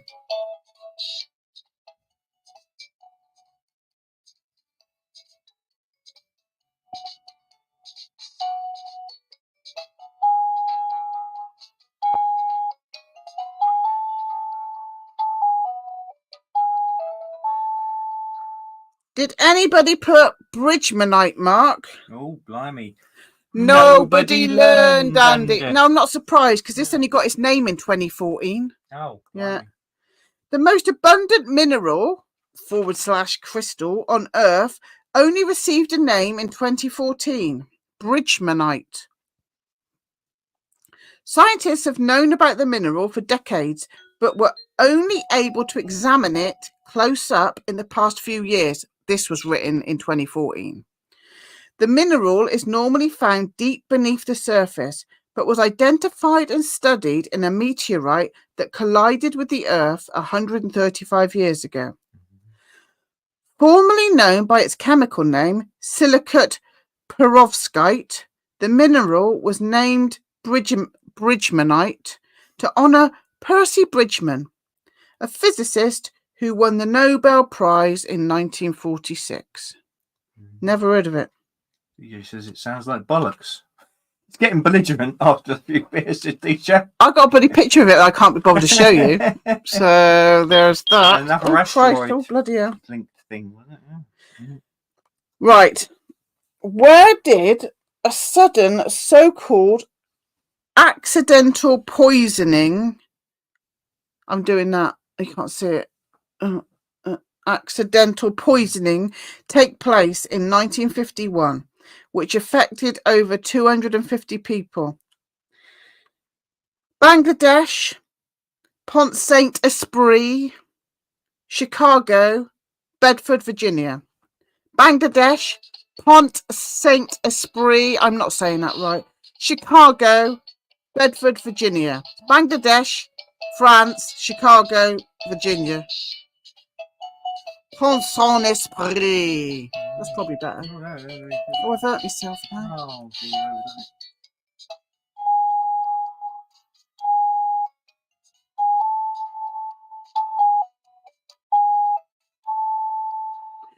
Right, now all of those have had poisonings, but the one I'm talking about in 1951 was in Pont Saint Esprit. beautifully said. Who was that? Looks like Mab said Pont. Mab got Yeah, Pont well done. just ahead of DJ. You typed too much there, DJ. Oh, well done. Well done, Mab. You beat. Pont Saint Esprit is a commune. Now, I looked this up because it's not a commune like we think a commune. A commune is like a parish in the UK. I don't know what it is in other countries, but it's just like a parish. In southern France, where a mass outbreak of insanity occurred in 1951. The conspiracy theory is that a US top secret experiment was conducted in this region. In the summer of 1951, over 250 cases of psychosis and various physical symptoms have been registered in Pont Saint Esprit. This led to 7 deaths, 2 of them suicides, and over 50 were hospitalized. At first, the outbreak was attributed to ergot or ergo in the bread that the Pont Saint Esprit residents ate. However, this was later proved wrong, as ergo cannot have the effect on humans, cannot have that particular effect on humans, and the case was attributed to mercury poisoning, as the grain in the commune was treated with substances containing mercury. The investigative journalist H.B. Abreli Jr., in his 2010 book A Terrible Mistake, The Murder of Frank Olson and the CIA Secret Cold War Experiment, that's catchy, argues, based on interviews with retired CIA operatives, that Pont Saint Esprit disaster was the result of a top secret experiment conducted by the US military. The goal of the experiment was to test aerosol LSD on living humans to evaluate whether it can be used as a weapon to disable entire enemy platoons without damaging them much. In the book Mary's Mosaic, The CIA Conspiracy to Murder John F. Kennedy, Mary Pinchot Meyer and Their Vision for World Peace by Peter Janney, on pages 203 and 204, quote, CIA's top secret special operations at the Army's Fort Detrick, Maryland facility had in one experiment used a crop duster airplane in 1951 to douse the entire town of Pont-Saint-Esprit in southern France with an aerosol of highly potent LSD. That event had caused mass hysteria, affecting close to 700 people for several days. With hundreds of people gripped by terror in acute psychosis, wildly hallucinating, the town became a veritable insane asylum. Reminds me of that Batman. Oh, yeah, that was... Yeah. That Batman's terrifying. Yeah. Where that... What's his name? That one from Peaky Blinders. Whatever his name is. The one from Peaky Blinders. Cillian Murphy. He's great in that film, a real evil psychiatrist, and he puts this horrible mask on, doesn't he, like a scarecrow mask on, and he sprays people, and then they spray the whole of Gotham, and they're seeing all of these, they see other people as monsters, and then they attack each other, don't they? Yeah, it's bloody terrifying, that episode. Yeah, really powerful. Yes, Scarecrow, absolutely terrifying. Very good though. He was very good in that, I thought. Very good. Okay, we've got another depressing one. It's like if you went into a store with no mask in 2020. Yeah, exactly. Right, okay. Bloody hell, are we on 19 already? How do we manage that? Oh, I'm going through it. What was the wind scale fire? Was it a burning of CIA documents by way of a cover-up, a nuclear disaster, a UFO seen over the Orkney Islands, the wind scale fire, burning of CIA documents, a nuclear disaster, a UFO seen over the Orkney Islands, wind scale fire?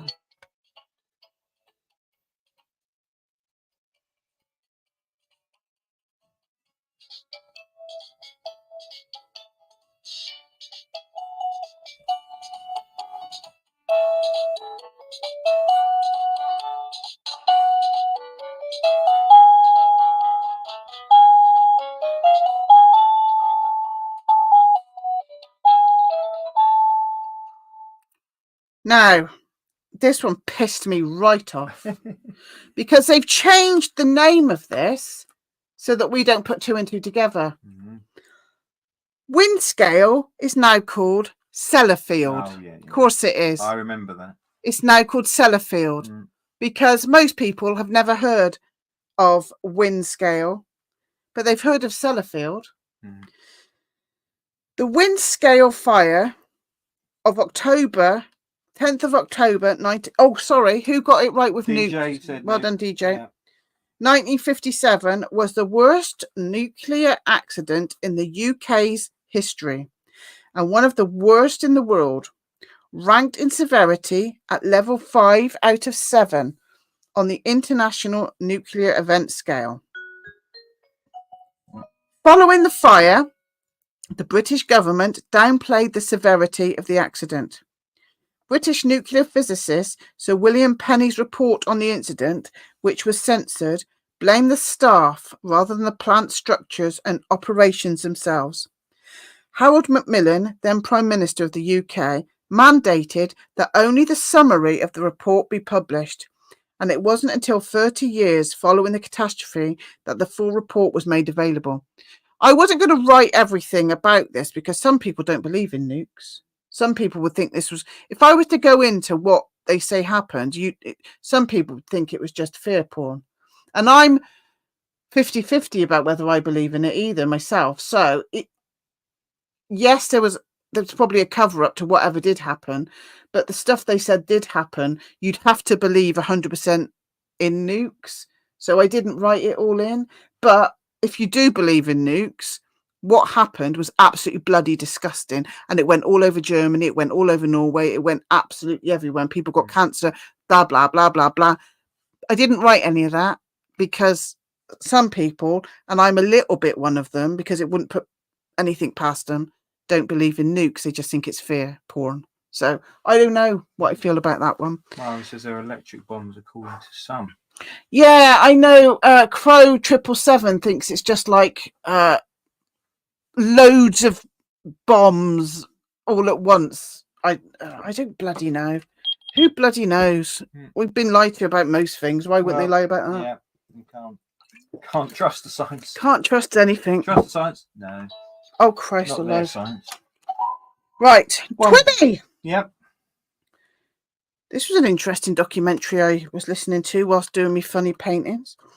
Who was best known as the mob's accountant? Who was best known as the mob's accountant? Meyer Lansky, Francis Silverberg, Christian Wolff.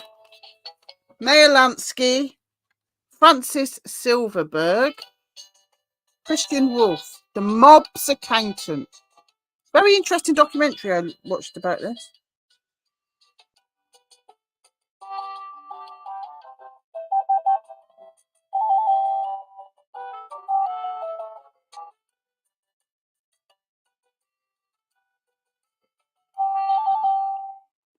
Really interesting this was. It was a two-parter on Rumble. The answer is Meyer Lansky. Anybody? The great man again just beat Mari. Oh, well DJ done. beat Mari, Well done, DJ.